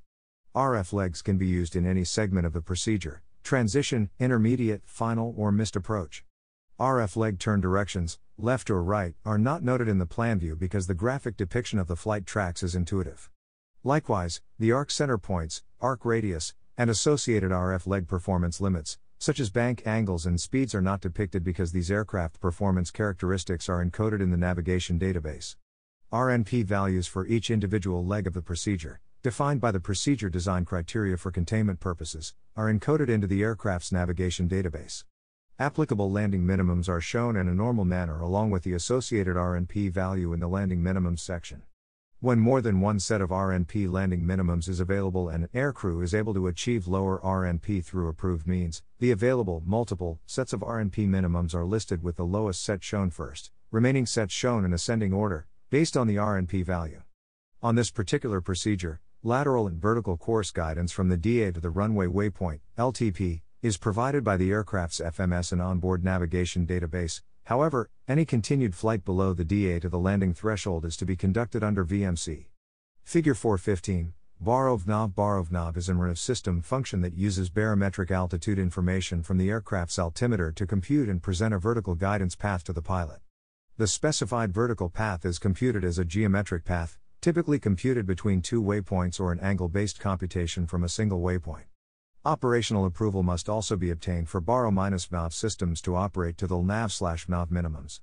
BARO-NAV may not be authorized on some approaches due to other factors, such as no local altimeter source being available.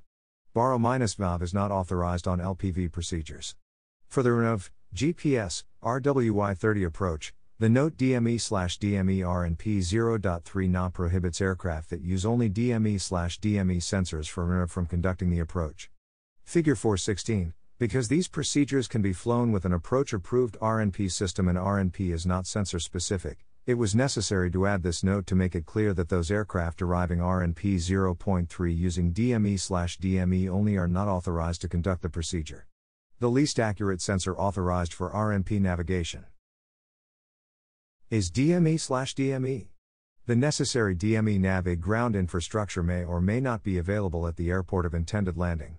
The procedure designer has a computer program for determining the usability of DME based on geometry and coverage. Where FAA flight inspection successfully determines that the coverage and accuracy of DME facilities support RNP, and that the DME signal meets inspection tolerances, although there are none currently published, the note DME/DME RNP 0.3 authorized would be charted.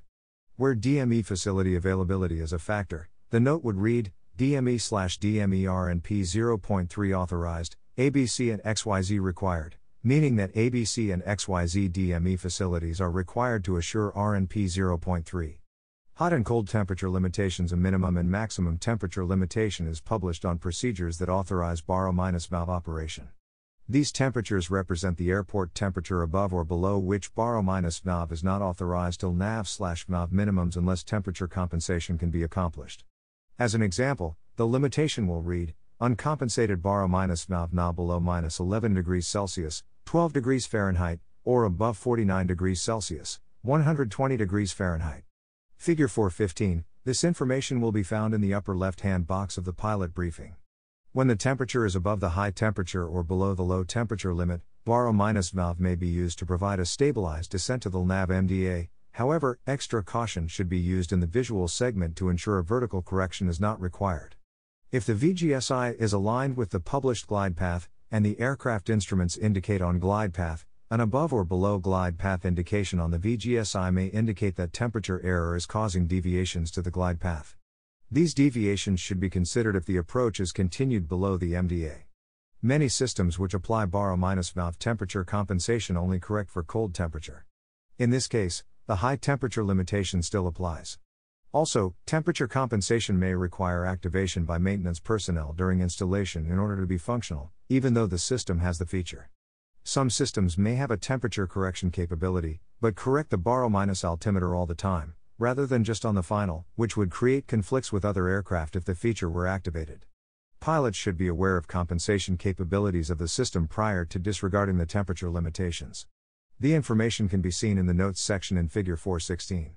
In response to aviation industry concerns over cold weather altimetry errors, the FAA conducted a risk analysis to determine if current 14 CFR Part 97 instrument approach procedures in the NOS place aircraft at risk during cold temperature operations.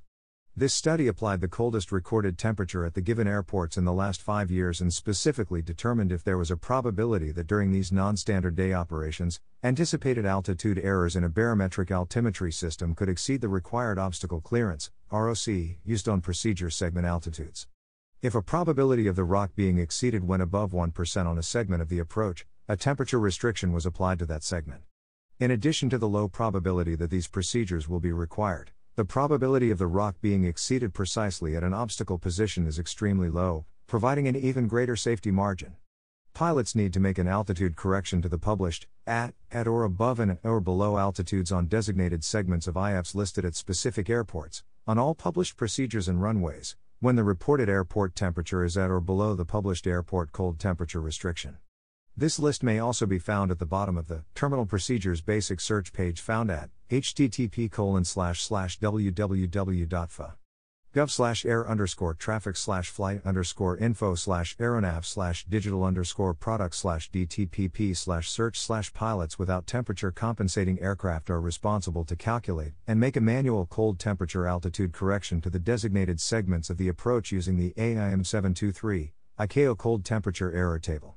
No extrapolation above the 5,000 feet column required. Pilots should use the 5,000 feet height above airport in feet column for calculating corrections of greater than 5,000 feet above reporting station.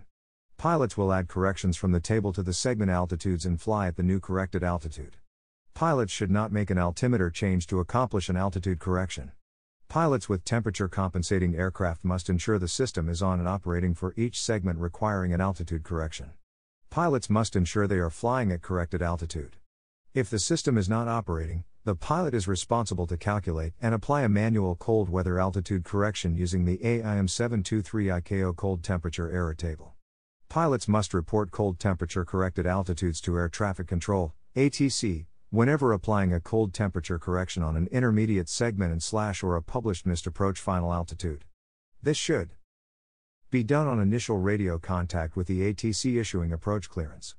ATC requires this information in order to ensure appropriate vertical separation between known traffic.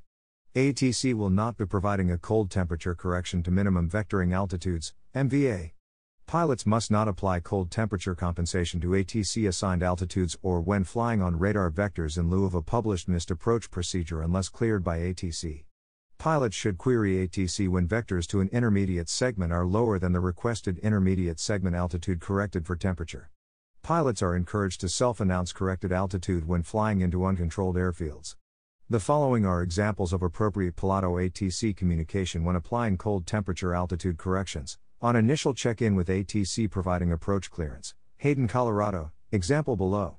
Intermediate segment, require 10,600 feet for cold temperature operations until Beer. Missed approach segment, require final holding altitude, 10,600 feet on missed approach for cold temperature operations. Pilots cleared by ATC for an instrument approach procedure, cleared the Runway WI-28 approach, from any IF.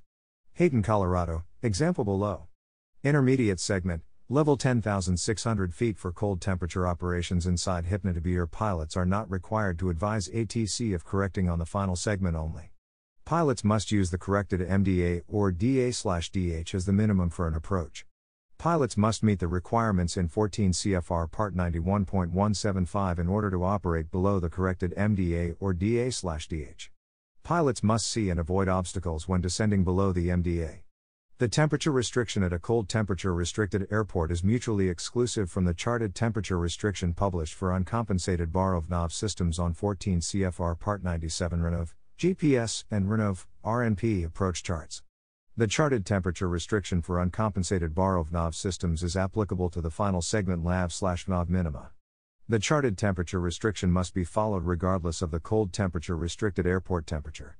Pilots are not required to calculate a cold temperature altitude correction at any airport with a runway length of 2,500 feet or greater that is not included in the airports list found at the URL above. Pilots operating into an airport with a runway length less than 2,500 feet may make a cold temperature altitude correction in cold temperature conditions.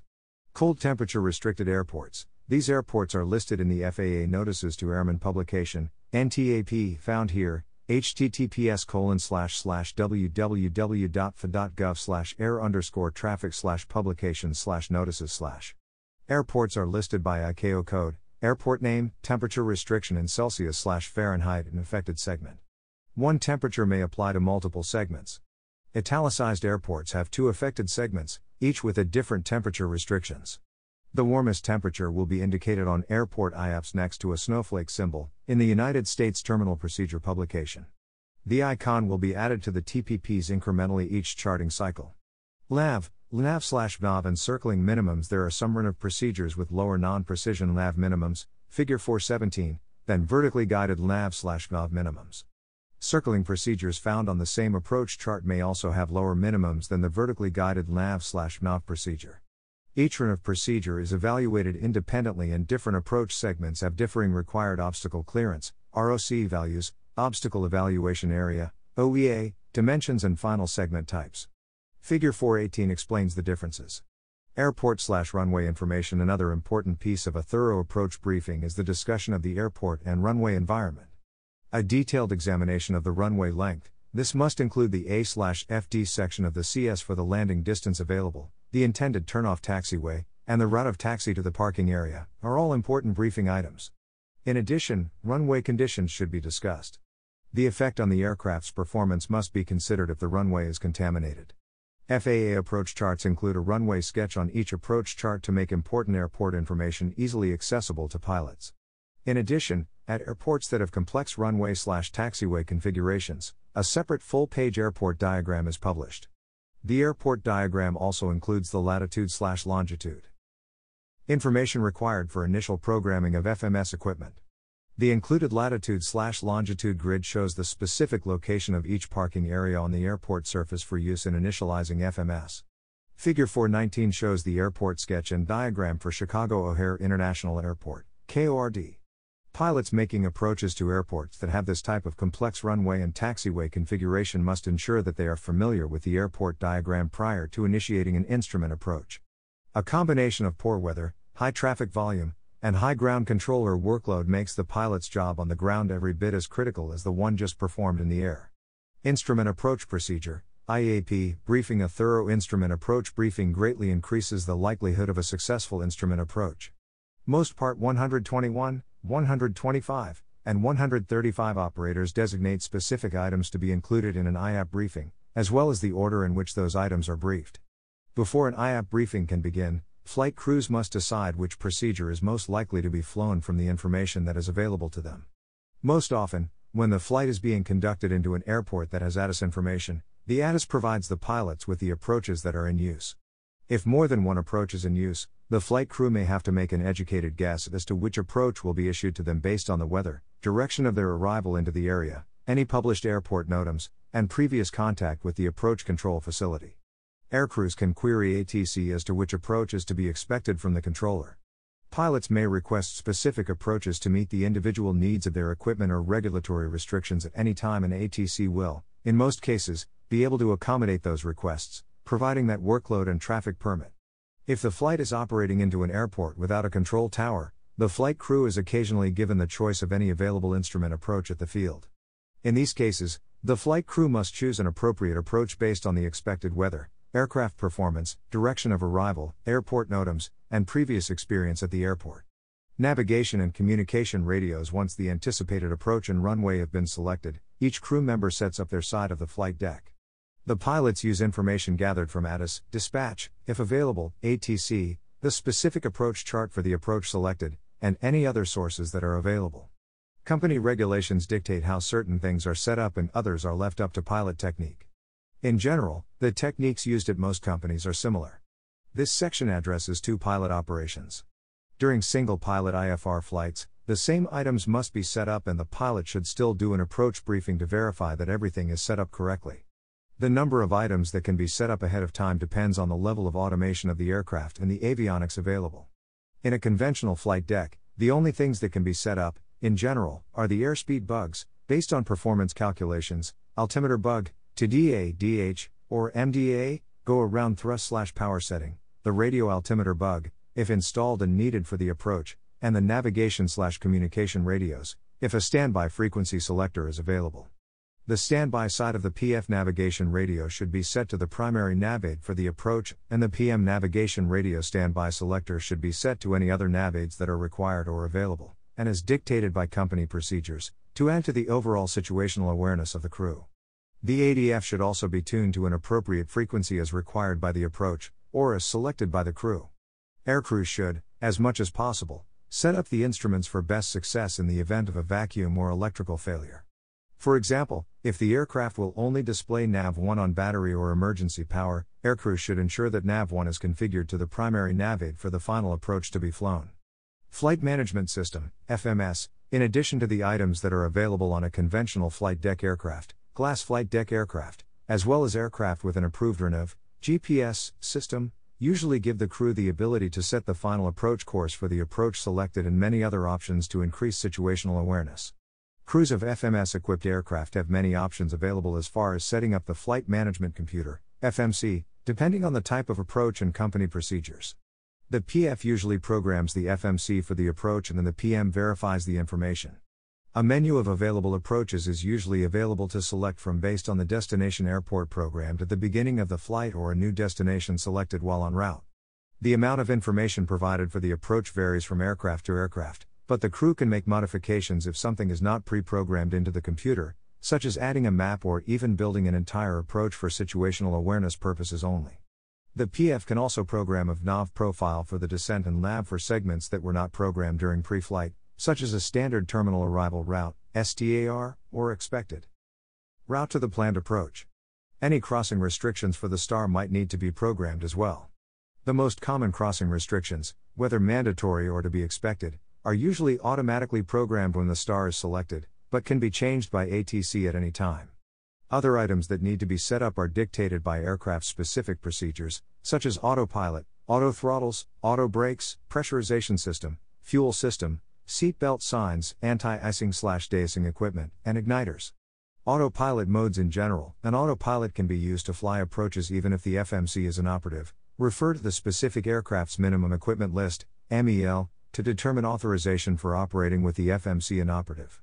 Whether or not the FMC is available, use of the autopilot should be discussed during the approach briefing, especially regarding the use of the altitude preselector and auto throttles, if equipped. The AFM for the specific aircraft outlines procedures and limitations required for the use of the autopilot during an instrument approach in that aircraft. There are just as many different autopilot modes to climb or descend the aircraft, as there are terms for these modes. Some examples are level change, level CHG, vertical speed, VS, VNAV, and takeoff/go-around/GA. The pilot controls the aircraft through the autopilot by selecting pitch modes and/or roll modes, as well as the associated autothrottle modes. This panel, sometimes called a mode control panel, is normally accessible to both pilots. Most aircraft with sophisticated auto-flight systems and autothrottles have the capability to select modes that climb with maximum climb thrust and descend with the throttles at idle, level CHG, flight level change, FLCHG, and manage level. They also have the capability to capture, or level off at preselected altitudes, as well as track a lock and glide slope, GS, or a VOR course. If the aircraft is RNAV equipped, the autopilot also tracks the RNAV generated course. Most of these modes are used at some point during an instrument approach using the autopilot. Additionally, these modes can be used to provide flight director, FD, guidance to the pilot while hand flying the aircraft. For the purposes of this precision approach example, the autothrottles are engaged when the autopilot is engaged in specific airspeed and configuration changes are not discussed. The PF controls airspeed with the speed selector on the mode control panel and calls for flaps and landing gear as needed, which the PM selects. The example in Figure 420 begins with the airplane 5 nautical miles northwest of Nuuk at 4,500 feet with the autopilot engaged, and the flight has been cleared to track the Rui 12 lock inbound. The current roll mode is lock with the PF's nav radio tuned to the lock frequency of 109.3, and the current pitch mode is altitude hold, alt hold. Approach control clears the aircraft for the approach. The PF makes no immediate change to the autopilot mode to prevent the aircraft from capturing a false glide slope, but the PM resets the altitude selector to 1,700 feet. The aircraft remains level because the pitch mode remains in alt hold until another pitch mode is selected. Upon reaching Nuuk, the PF selects level CHG as the pitch mode. The autothrottles retard to idle as the airplane begins a descent. Approaching 1,700 feet, the pitch mode automatically changes to altitude acquire, alt ACQ, then to alt hold as the aircraft levels at 1,700 feet. In addition to slowing the aircraft and calling for configuration changes, the PF selects approach mode, APP. The roll mode continues to track the lock and the pitch mode remains in alt hold, however, the GS mode arms. Selecting AP once the aircraft has leveled at the FAF altitude is a suggested technique to ensure that the aircraft captures the glide slope from below, and that a false glide slope is not being tracked. The PF should have the aircraft fully configured for landing before intercepting the glide slope to ensure a stabilized approach. As the aircraft intercepts the glide slope, the pitch mode changes to GS. Once the glide slope is captured by the autopilot, the PM can select the missed approach altitude in the altitude preselector, as requested by the PF. The aircraft continues to track the glide slope. The minimum altitude at which the PF is authorized to disconnect the autopilot is aircraft specific. For example, 50 feet below DA/DH, or MDA but not less than 50 feet AGL. The PF can disconnect the autopilot at any time prior to reaching this altitude during a cat-eye approach. The initial missed approach is normally hand-flown with FD guidance unless both autopilots are engaged for autoland during a Cat 2 or 3 approach. The differences when flying the underlying non-precision approach begin when the aircraft has leveled off at 1,700 feet. Once alt hold is enunciated, the MDA is selected by the PM as requested by the PF.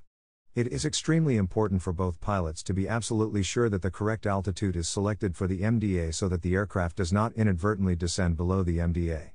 For aircraft that the altitude preselector can only select 100-foot increments, the MDA for this approach must be set at 700 feet instead of 660 feet. Vertical speed mode is used from the FAF inbound to allow for more precise control of the descent. If the pilots had not selected the MDA in the altitude preselector window, the PF would not be able to input a VS and the aircraft would remain level. The autopilot mode changes from alt ACQ to alt hold as the aircraft levels at 700 feet. Once alt hold is enunciated, the PF calls for the missed approach altitude of 5,000 feet to be selected in the altitude preselector window. This step is very important because accurate FD guidance is not available to the PF during a missed approach if the MDA is left in the window.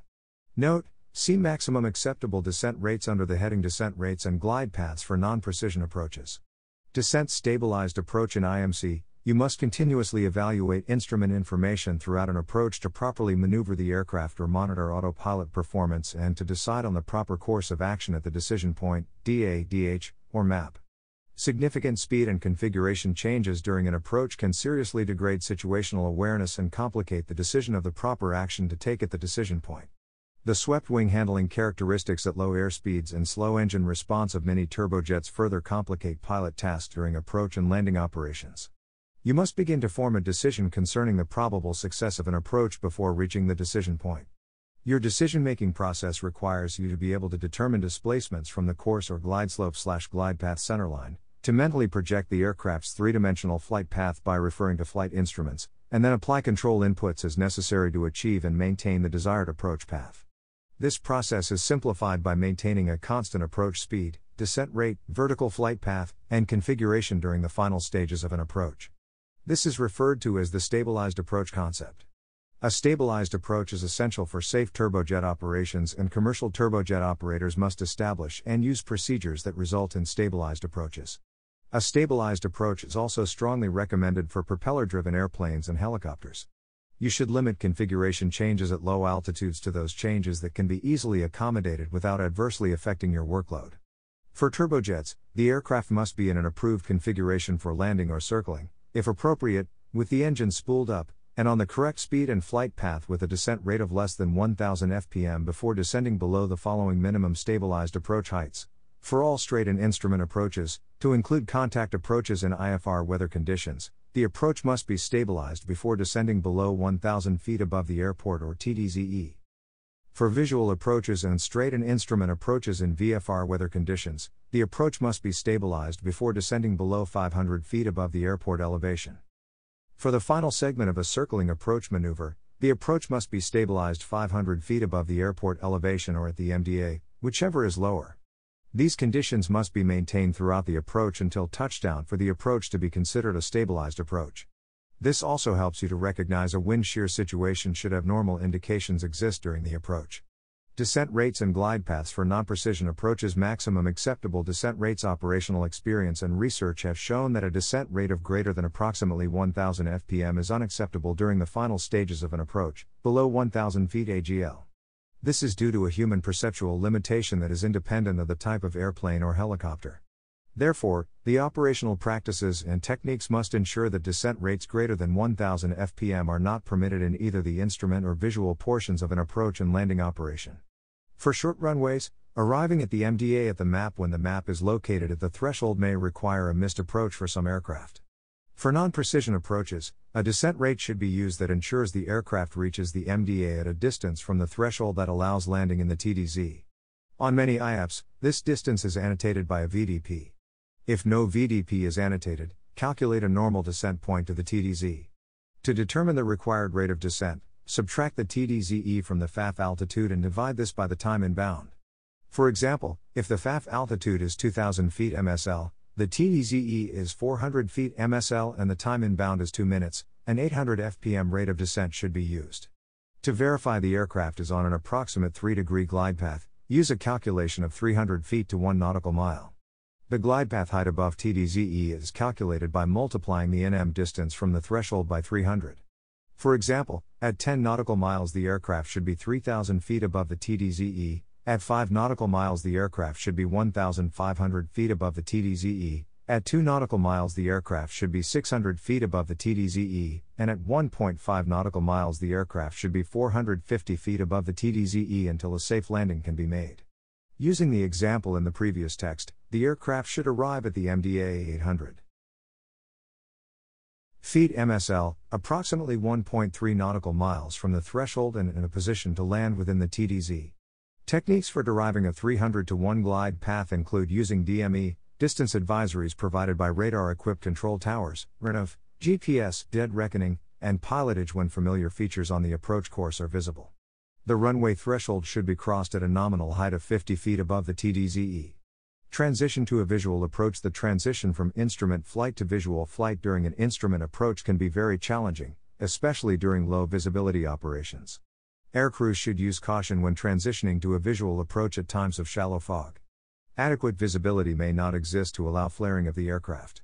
Aircrews must always be prepared to execute a missed approach/go around. Additionally, single pilot operations make the transition even more challenging. Approaches with vertical guidance add to the safety of the transition to visual because the approach is already stabilized upon visually acquiring the required references for the runway. 100 to 200 feet prior to reaching the DA/DH, or MDA, most of the PM's attention should be outside of the aircraft in order to visually acquire at least one visual reference for the runway, as required by the regulations.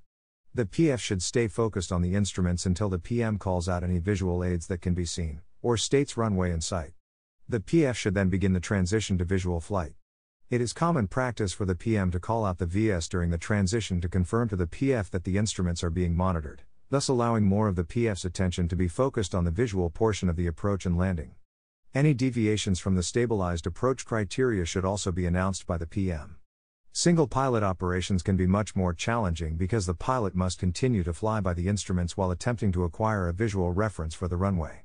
While it is important for both pilots of a two-pilot aircraft to divide their attention between the instruments and visual references, it is even more critical for the single pilot operation.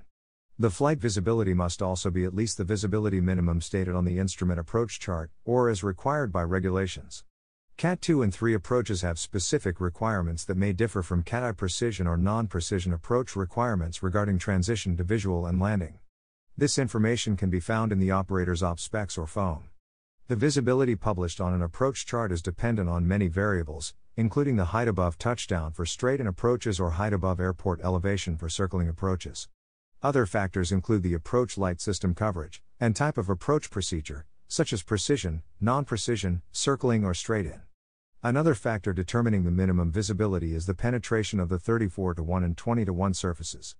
These surfaces are inclined planes that begin 200 feet out from the runway and extend outward to the DA point, for approaches with vertical guidance, the VDP location for non-precision approaches, and 10,000 feet for an evaluation to a circling runway.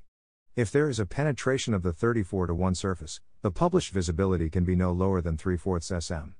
If there is penetration of the 20:1 surface, the published visibility can be no lower than 1 sm with a note prohibiting approaches to the affected runway at night, both straight in and circling. Figure 421, circling may be permitted at night if penetrating obstacles are marked and lighted. If the penetrating obstacles are not marked and lighted, a note is published that night circling is not authorized. Pilots should be aware of these penetrating obstacles when entering the visual and/or circling segments of an approach and take adequate precautions to avoid them. For of approaches only, the presence of a gray shaded line from the MDA to the runway symbol in the profile view is an indication that the visual segment below the MDA is clear of obstructions on the 34:1 slope. Absence of the gray shaded area indicates that 34:1 OCS is not free of obstructions. Figure 422, missed approach. Many reasons exist for executing a missed approach.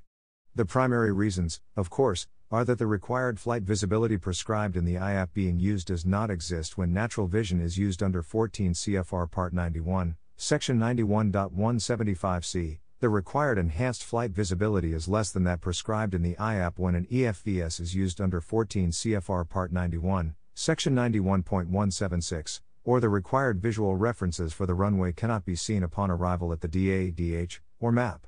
In addition, according to 14 CFR Part 91, the aircraft must continuously be in a position from which a descent to a landing on the intended runway can be made at a normal rate of descent using normal maneuvers, and for operations conducted under Part 121 or 135, unless that descent rate allows touchdown to occur within the TDZ of the runway of intended landing. Cat 2 and 3 approaches call for different visibility requirements as prescribed by the FAA administrator. Prior to initiating an instrument approach procedure, the pilot should assess the actions to be taken in the event of a balked, rejected, landing beyond the missed approach point or below the MDA or DA/H, considering the anticipated weather conditions and available aircraft performance. 14 CFR 91.175e authorizes the pilot to fly an appropriate missed approach procedure that ensures obstruction clearance, but it does not necessarily consider separation from other air traffic. The pilot must consider other factors such as the aircraft's geographical location with respect to the prescribed missed approach point, direction of flight, and/or the minimum turning altitudes in the prescribed missed approach procedure. The pilot must also consider aircraft performance, visual climb restrictions, charted obstacles, published obstacle departure procedure, takeoff visual climb requirements as expressed by non-standard takeoff minima, other traffic expected to be in the vicinity, or other factors not specifically expressed by the approach procedures. A clearance for an instrument approach procedure includes a clearance to fly the published missed approach procedure, unless otherwise instructed by ATC. Once descent below the DA/DH, or MDA is begun, a missed approach must be executed if the required visibility is lost or the runway environment is no longer visible, unless the loss of sight of the runway is a result of normal banking of the aircraft during a circling approach. A map is also required upon the execution of a rejected landing for any reason, such as men and equipment or animals on the runway, or if the approach becomes unstabilized and a normal landing cannot be performed. After the map in the visual segment of a non-precision approach, there may be hazards when executing a missed approach below the MDA.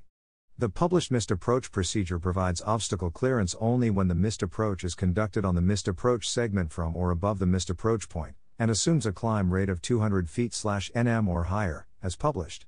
If the aircraft initiates a missed approach at a point other than the missed approach point, from below MDA or DA/H, or on a circling approach, obstacle clearance is not provided by following the published missed approach procedure, nor is separation assured from other air traffic in the vicinity. The missed approach climb is normally executed at the map. If such a climb is initiated at a higher altitude prior to the map, pilots must be aware of any published climb altitude limitations, which must be accounted for when commencing an early climb.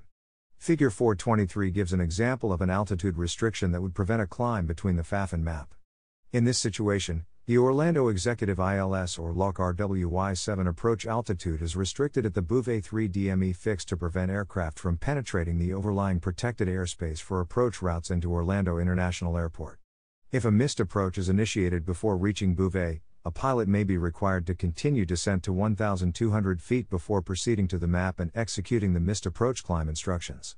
In addition to the missed approach notes on the chart, the pilot briefing information icons in the profile view indicate the initial vertical and lateral missed approach guidance. The missed approach course begins at the map and continues until the aircraft has reached the designated fix and a holding pattern has been entered. Figure 424. In these circumstances, ATC normally issues further instructions before the aircraft reaches the final fix of the missed approach course. It is also common for the designated fix to be an IAF so that another approach attempt can be made without having to fly from the holding fix to an IAF. In the event a balked, rejected, landing occurs at a position other than the published missed approach point, the pilot should contact ATC as soon as possible to obtain an amended clearance. If unable to contact ATC for any reason, the pilot should attempt to re-intercept a published segment of the missed approach and comply with route and altitude instructions. If unable to contact ATC, and in the pilot's judgment it is no longer appropriate to fly the published missed approach procedure, then consider either maintaining visual conditions, if possible, and re-attempt a landing, or a circle-climb over the airport. Should a missed approach become necessary when operating to an airport that is not served by an operating control tower, continuous contact with an air traffic facility may not be possible. In this case, the pilot should execute the appropriate go-around/missed approach procedure without delay and contact ATC when able to do so. As shown in Figure 425, there are many different ways that the map can be depicted, depending on the type of approach. On all approach charts, it is depicted in the profile and plan views by the end of the solid course line and the beginning of the dotted missed approach course line for the top line/lowest published minima. For a precision approach, the map is the point at which the aircraft reaches the DA or DH while on the glide slope/glide path. Maps on non-precision approaches can be determined in many different ways. If the primary Navaid is on the airport, and either a VOR or Ndb approach is being executed, the map is normally the point at which the aircraft passes the Navaid. On some non-precision approaches, the map is given as a fixed distance with an associated time from the FAF to the map based on the ground speed of the aircraft. A table on the lower right or left-hand side of the approach chart shows the distance in nm from the FAF to the map and the time it takes at specific ground speeds, given in 30-knot increments. Pilots must determine the approximate ground speed and time based on the approach speed and true airspeed of their aircraft and the current winds along the final approach course. A clock or stopwatch should be started at the FAF of an approach requiring this method. Many non-precision approaches designate a specific fix as the map. These can be identified by a course, LOC or VOR, and DME, a cross-radial from a VOR, or an REV, GPS, waypoint. Obstacles or terrain in the missed approach segment may require a steeper climb gradient than the standard 200 feet/nm. If a steeper climb gradient is required, a note is published on the approach chart plan view with the penetration description and examples of the required FPM rate of climb for a given ground speed. Future charting uses climb gradient. An alternative is normally charted that allows using the standard climb gradient. Figure 425. In this example, if the missed approach climb requirements cannot be met for the Burbank ILS RWY-8 chart, the alternative is to use the LOC RWY-8 that is charted separately. The LOC RWY-8 S8 procedure has a MDA that is 400 feet higher than the ILS RWY-8 SLOC-8 MDA and meets the standard climb gradient requirement over the terrain. For some approaches, a new charting standard is requiring two sets of minimums to be published when a climb gradient greater than 200 feet/nm is required. The first set of minimums is the lower of the two, requiring a climb gradient greater than 200 feet/nm.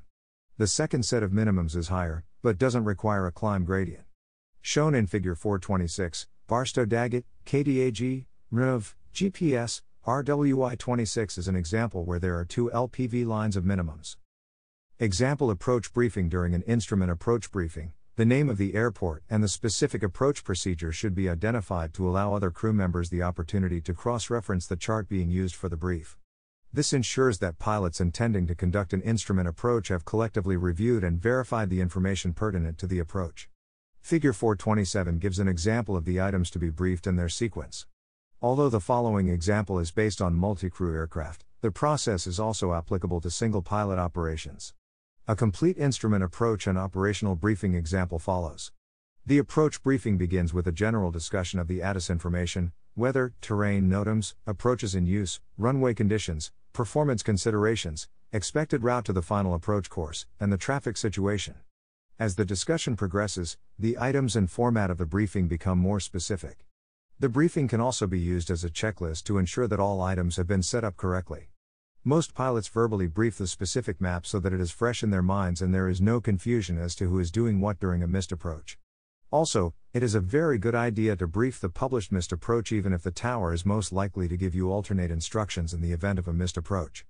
A typical approach briefing might sound like the following example for a flight inbound to the Monroe Regional Airport. KMLU, Atis, Monroe Regional Airport Information Bravo, time 2253 Zulu, wind 360 at 10, visibility 1 mile, mist, ceiling 300 overcast, temperature 4, dew point 3, altimeter 29.73, ILS runway 4 approach in use, landing and departing runway 4, advise on initial contact that you have information Bravo. PF, we're planning an ILS approach to runway 4 at Monroe Regional Airport, page 270, effective date 22 September 11th to 20 October 11th. Localizer frequency is 109.5, Sabar locator outer marker is 392, Monroe VOR is 117.2, final approach course is 042 superscript O. We'll cross Sabar at 1,483 feet barometric, decision altitude is 278 feet barometric, touchdown zone elevation is 78 feet with an airport elevation of 79 feet. Map is climbed to 2,000 feet, then climbing right turn to 3,000 feet direct Monroe VOR and hold. The MSA is 2,200 feet to the north and along our missed approach course, and 3,100 feet to the south along the final approach course. ADF or DME is required for the approach and in the airport has pilot-controlled lighting when the tower is closed, which does not apply to this approach. The runway has a medium-intensity approach lighting system with runway alignment indicator lights and a precision approach path indicator, PAPI. We need a half-mile visibility, so with 1 mile we should be fine. Runway length is 7,507 feet. I'm planning a flaps 30 approach, auto brakes 2, left turn on Alpha or Charlie 1 then Alpha, Golf to the ramp. With a left crosswind, the runway should be slightly to the right. I'll use the autopilot until we break out and, after landing, I'll slow the aircraft straight ahead until you say you have control, and I'll contact ground once we are clear of the runway. In the case of a missed approach, I'll press TOGA, takeoff/go around button used on some turbojets, call go around thrust, flaps 15, positive climb, gear up, set me up, climb straight ahead to 2,000 feet then climbing right turn to 3,000 feet toward Monroe or we'll follow the tower's instructions. Any questions? PM, I'll back up the auto speed brakes. Other than that, I don't have any questions. Instrument approach procedure segments. An instrument approach may be divided into as many as 4 approach segments: initial, intermediate, final, and missed approach.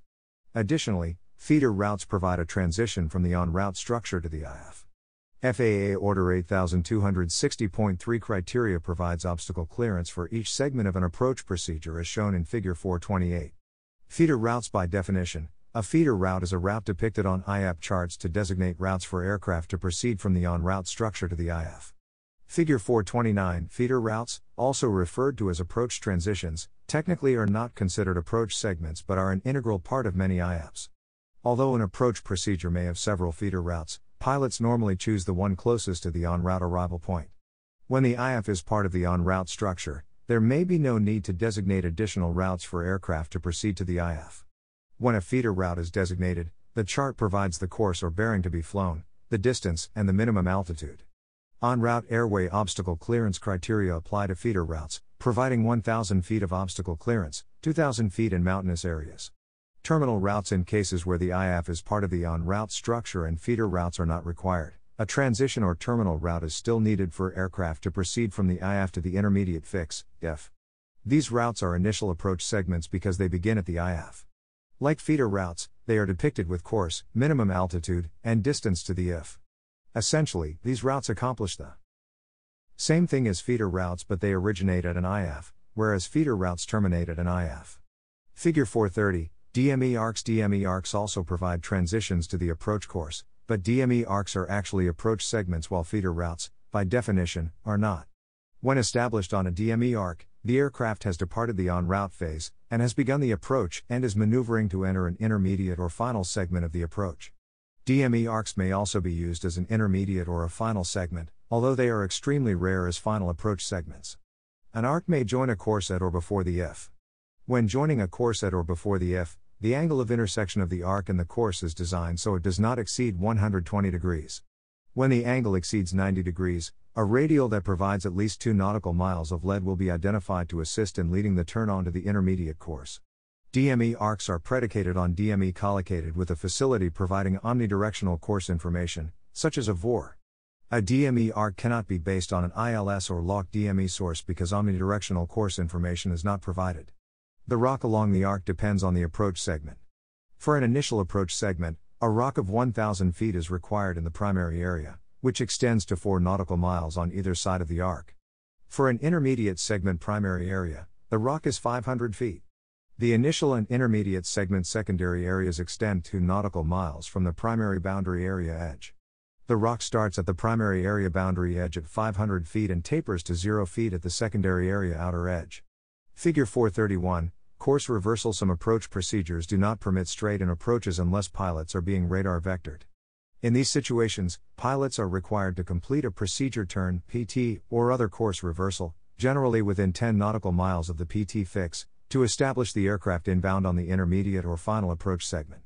If Category E airplanes are using the PT or there is a descent gradient problem, the PT distance available can be as much as 15 nautical miles. During a procedure turn, a maximum speed of 200 knots indicated airspeed, KIAS, should be observed from first crossing the course reversal IF through the procedure turn maneuver to ensure containment within the obstruction clearance area. Unless a holding pattern or teardrop procedure is published, the point where pilots begin the turn and the type and rate of turn are optional. If above the procedure turn minimum altitude, pilots may begin descent as soon as they cross the IF outbound.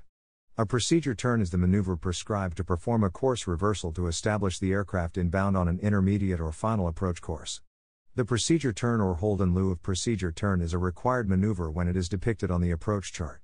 However, the procedure turn or the hold in lieu of PT is not permitted when the symbol no PT is depicted on the initial segment being flown, when a radar vector to the final approach course is provided, or when conducting a timed approach from a holding fix. The altitude prescribed for the procedure turn is a minimum altitude until the aircraft is established on the inbound course. The maneuver must be completed within the distance specified in the profile view. This distance is usually 10 miles. This may be reduced to 5 miles where only Category A or helicopter aircraft are operated. This distance may be increased to as much as 15 miles to accommodate high-performance aircraft. The pilot may elect to use the procedure turn or hold in lieu of PT when it is not required by the procedure, but must first receive an amended clearance from ATC. When ATC is radar vectoring to the final approach course, or to the intermediate fix as may occur with RNAV standard instrument approach procedures, ATC may specify in the approach clearance cleared straight-in type approach to ensure that the pilot understands that the procedure turn or hold in lieu of PT is not to be flown. If the pilot is uncertain whether ATC intends for a procedure turn or a straight-in approach to be flown, the pilot will immediately request clarification from ATC. On U.S. government charts, a barbed arrow indicates the maneuvering side of the outbound course on which the procedure turn is made. Headings are provided for course reversal using the 45 degrees type procedure turn. However, the point at which the turn may be commenced and the type and rate of turn is left to the discretion of the pilot, limited by the charted remain within 20 nm distance. Some of the options are the 45 degrees procedure turn, the racetrack pattern, the teardrop procedure turn, or the 80 degrees procedure turn, or 260 degrees course reversal.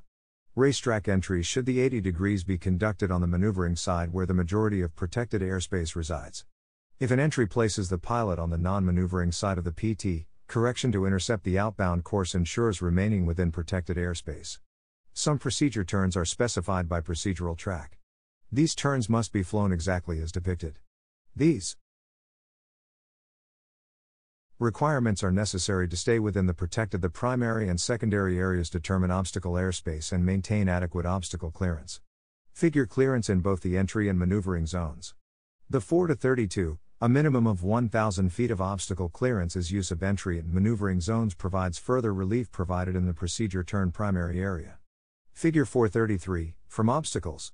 The entry zone is established to control the in the secondary area. 500 feet of obstacle clearance is obstacle clearance prior to proceeding outbound from the provided at the inner edge, tapering uniformly to 0 feet procedure turn fix. The maneuvering zone is established to control obstacle clearance after proceeding outbound at the outer edge. From the procedure turn fix. Descent to the PT completion altitude from the PT fix altitude, when one has been published or assigned by ATC, must not begin until crossing over the PT fix or a beam and proceeding outbound. Some procedures contain a note in the chart profile view that says maintain altitude or above until established outbound for procedure turn. Newer procedures simply depict an at or above altitude at the PT fix without a chart note.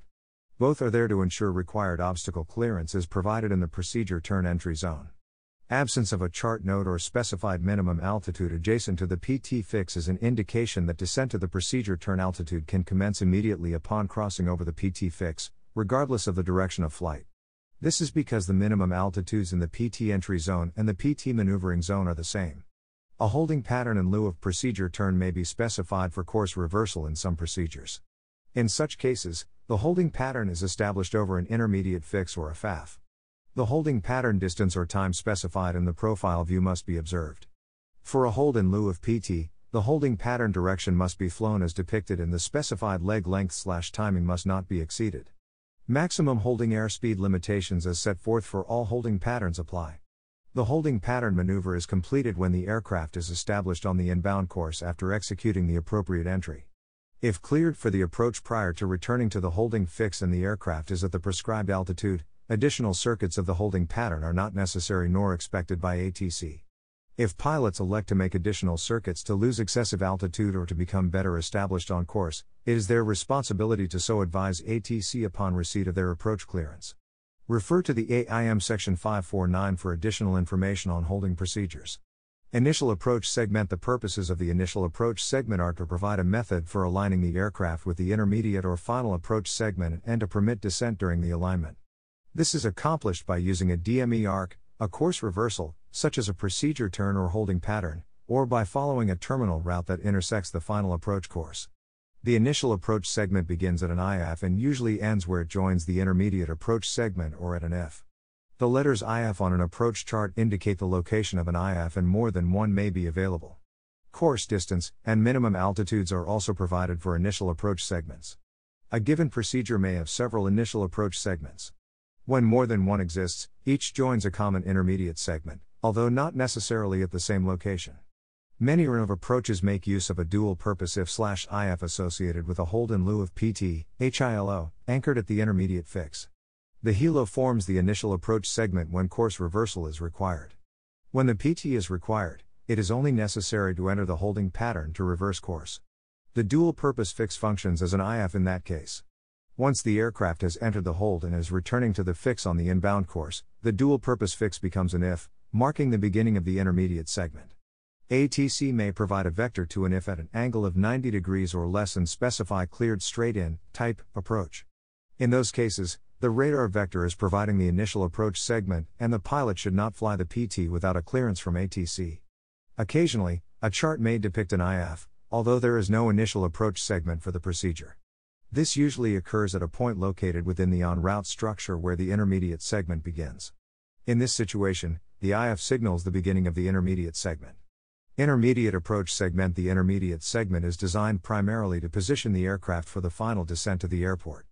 Like the feeder route and initial approach segment, the chart depiction of the intermediate segment provides course, distance, and minimum altitude information. The intermediate segment, normally aligned within 30 degrees of the final approach course, begins at the IF, or intermediate point, and ends at the beginning of the final approach segment. In some cases, an IF is not shown on an approach chart. In this situation, the intermediate segment begins at a point where you are proceeding inbound to the FAF, are properly aligned with the final approach course, and are located within the prescribed distance prior to the FAF. An instrument approach that incorporates a procedure turn is the most common example of an approach that may not have a charted IF. The intermediate segment in this example begins when you intercept the inbound course after completing the procedure turn. Figure 434, Final approach segment. The final approach segment for an approach with vertical guidance or a precision approach begins where the glide slope/glide path intercepts the minimum glide slope/glide path intercept altitude shown on the approach chart. If ATC authorizes a lower intercept altitude, the final approach segment begins upon glide slope/glide path interception at that altitude. For a non-precision approach, the final approach segment begins either at a designated FAF, which is depicted as a cross on the profile view, or at the point where the aircraft is established inbound on the final approach course. When a FAF is not designated, such as on an approach that incorporates an on-airport VOR or Ndb, this point is typically where the procedure turn intersects the final approach course inbound. This point is referred to as the final approach point, FAP. The final approach segment ends at either the designated map or upon landing. There are three types of procedures based on the final approach course guidance: precision approach, PA, an instrument approach based on a navigation system that provides course and glide path deviation information meeting precision standards of ICAO Annex 10. For example, PAR, ILS, and GLS are precision approaches. Approach with vertical guidance, APV, an instrument approach based on a navigation system that is not required to meet the precision approach standards of ICAO Annex 10, but provides course and glide path deviation information. For example, BAROV-NAV, LDA with glide path, LNAV/NAV and LPV are APV approaches. Non-precision approach, NPA, an instrument approach based on a navigation system that provides course deviation information but no glide path deviation information. For example, VOR, TACAN, NAV, Ndb, LOC, and ASR approaches are examples of NPA procedures. Missed approach segment. The missed approach segment begins at the map and ends at a point or fix where an initial or en route segment begins. The actual location of the map depends upon the type of approach you are flying. For example, during a precision or APV approach, the map occurs at the DA or DH on the glide slope/glide path. For non-precision approaches, the map is either a fix, Navaid, or after a specified period of time has elapsed after crossing the FAF. Approach clearance. According to FAA Order 7110.65, ATC clearances authorizing instrument approaches are issued on the basis that if visual contact with the ground is made before the approach is completed, the entire approach procedure is followed unless the pilot receives approval for a contact approach, is cleared for a visual approach, or cancels the IFR flight plan. Approach clearances are issued based on known traffic. The receipt of an approach clearance does not relieve the pilot of his or her responsibility to comply with applicable parts of the CFRs and notations on instrument approach charts, which impose on the pilot the responsibility to comply with or act on an instruction, such as procedure not authorized at night. The name of the approach, as published, is used to identify the approach. Approach name items within parentheses are not included in approach clearance phraseology. Vectors to final approach course. The approach gate is an imaginary point used within ATC as a basis for vectoring aircraft to the final approach course. The gate is established along the final approach course 1 mile from the FAF on the side away from the airport and is no closer than 5 nautical miles from the landing threshold. Controllers are also required to ensure the assigned altitude conforms to the following. For a precision approach, at an altitude not above the glide slope/glide path or below the minimum glide slope/glide path intercept altitude specified on the approach procedure chart. For a non-precision approach, at an altitude that allows descent in accordance with the published procedure. Further, controllers must assign headings that intercept the final approach course no closer than the following table. A typical vector to the final approach course and associated approach clearance is as follows: 4 miles from Lima, turn right heading 340, maintain 2000 until established on the localizer, cleared ILS runway 36 approach. Other clearance formats may be used to fit individual circumstances, but the controller should always assign an altitude to maintain until the aircraft is established on a segment of a published route or IAP. The altitude assigned must guarantee IFR obstruction clearance from the point at which the approach clearance is issued until the aircraft is established on a published route.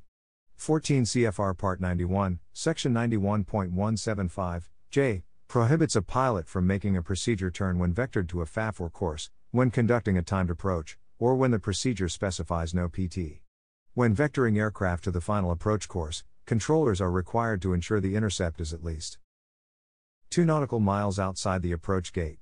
Exceptions include the following situations, but do not apply to RNAV aircraft being vectored for a GPS or RNAV approach: when the reported ceiling is at least 500 feet above the MVA/M.I.A, and the visibility is at least 3 sm, may be a pilot report, PREP, if no weather is reported for the airport, Aircraft may be vectored to intercept the final approach course closer than 2 nautical miles outside the approach gate but no closer than the approach gate. If specifically requested by the pilot, aircraft may be vectored to intercept the final approach course inside the approach gate but no closer than the FAA. Non-radar environment. In the absence of radar vectors, an instrument approach begins at an IF. An aircraft that has been cleared to a holding fix that, prior to reaching that fix, is issued a clearance for an approach, but not issued a revised routing, such as, proceed direct to, is expected to proceed via the last assigned route, a feeder route if one is published on the approach chart, and then to commence the approach as published. If, by following the route of flight to the holding fix, the aircraft would overfly an IF or the fix associated with the beginning of a feeder route to be used, the aircraft is expected to commence the approach using the published feeder route to the IF or from the IF as appropriate. The aircraft would not be expected to overfly and return to the IF or feeder route. For aircraft operating on unpublished routes, an altitude is assigned to maintain until the aircraft is established on a segment of a published route or IAP. Example, maintain 2000 until established on the final approach course outbound, cleared VOR/DME runway 12. The FAA definition of established on course requires the aircraft to be established on the route centerline. Generally, the controller assigns an altitude compatible with glide slope/glide path intercept prior to being cleared for the approach. Types of approaches in the NAS. There are approximately 1,105 VOR stations, 916 Ndb stations, and ILS 1,194 installations, including 25 lock-type directional aids, LDAs, 11 simplified directional facilities, SDFs, and 235 lock-only facilities. As time progresses, it is the intent of the FAA to reduce navigational dependence on VOR, Ndb, and other ground-based navaids and, instead, to increase the use of satellite-based navigation. To expedite the use of RNAV procedures for all instrument pilots, the FAA has begun an aggressive schedule to develop RNAV procedures. As of 2010, the number of RNAV/GPS approaches published in the NAS numbered 10,212, with additional procedures published every revision cycle. While it had originally been the plan of the FAA to begin decommissioning VORs, NDBs, and other ground-based navaids, the overall strategy has been changed to incorporate a majority dependence on augmented satellite navigation while maintaining a satisfactory backup system. This backup system includes retaining all Cat 2 and 3 ILS facilities, and close to one-half of the existing VOR network. Each approach is provided obstacle clearance based on the FAA Order 8260.3 TERPS design criteria as appropriate for the surrounding terrain, obstacles, and Navaid availability. Final approach obstacle clearance is different for every type of approach but is guaranteed from the start of the final approach segment to the runway, not below the MDA for non-precision approaches, or MAP, whichever occurs last within the final approach area. It is dependent upon the pilot to maintain an appropriate flight path within the boundaries of the final approach area and maintain obstacle clearance. There are numerous types of instrument approaches available for use in the NAS including RNAV, GPS, ILS, MLS, LOC, 4, NDB, SDF, and radar approaches. Each approach has separate and individual design criteria, equipment requirements, and system capabilities. Visual and contact approaches to expedite traffic. ATC may clear pilots for a visual approach in lieu of the published approach procedure if flight conditions permit. Requesting a contact approach may be advantageous since it requires less time than the published IAP and provides separation from IFR and Special Visual Flight Rules, SVFR, traffic. A contact or visual approach may be used in lieu of conducting a SIAP, and both allow the flight to continue as an IFR flight to landing while increasing the efficiency of the arrival. Visual approaches. When it is operationally beneficial, ATC may authorize pilots to conduct a visual approach to the airport in lieu of the published IAP. A pilot, or the controller, can initiate a visual approach. Before issuing a visual approach clearance, ATC must verify that the pilot has the airport, or a preceding aircraft that they are to follow, in sight. Once the pilot reports the airport, or aircraft, in sight, the pilot is responsible to maintain safe altitudes and separation from other aircraft. If the pilot reports the airport in sight but does not see the aircraft they are assigned to follow, ATC may still issue the visual approach clearance but the controller maintains responsibility for aircraft separation, including wake turbulence separation. Once pilots report the aircraft in sight, they assume the responsibilities for their own separation and wake turbulence avoidance. A visual approach is an ATC authorization for an aircraft on an IFR flight plan to proceed visually to the airport of intended landing. It is not an IAP. Also, there is no missed approach segment. An aircraft unable to complete a visual approach must be handled as any other go-around and appropriate separation must be provided. A vector for a visual approach may be initiated by ATC if the reported ceiling at the airport of intended landing is at least 500 feet above the MVA/M.I.A. and the visibility is 3 sm or greater. At airports without weather reporting service, there must be reasonable assurance through area weather reports and perhaps that descent and approach to the airport can be made visually, and the pilot must be informed that weather information is not available. The visual approach clearance is issued to expedite the flow of traffic to an airport. It is authorized when the ceiling is reported or expected to be at least 1,000 feet AGL and the visibility is at least 3 sm. Pilots must remain clear of the clouds at all times while conducting a visual approach.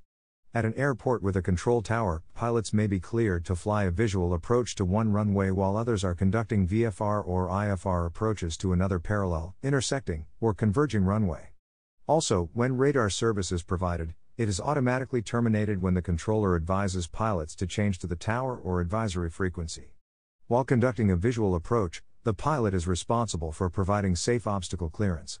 Contact approaches. If conditions permit, pilots can request a contact approach, which is then authorized by the controller. A contact approach cannot be initiated by ATC.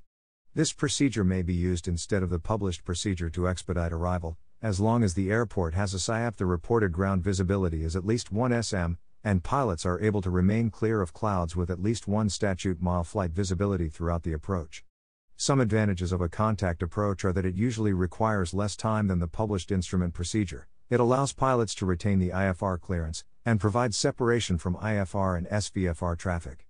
On the other hand, obstruction clearances and VFR traffic avoidance becomes the pilot's responsibility. Unless otherwise restricted, the pilot may find it necessary to descend, climb, or fly a circuitous route to the airport to maintain cloud clearance or terrain/obstruction clearance.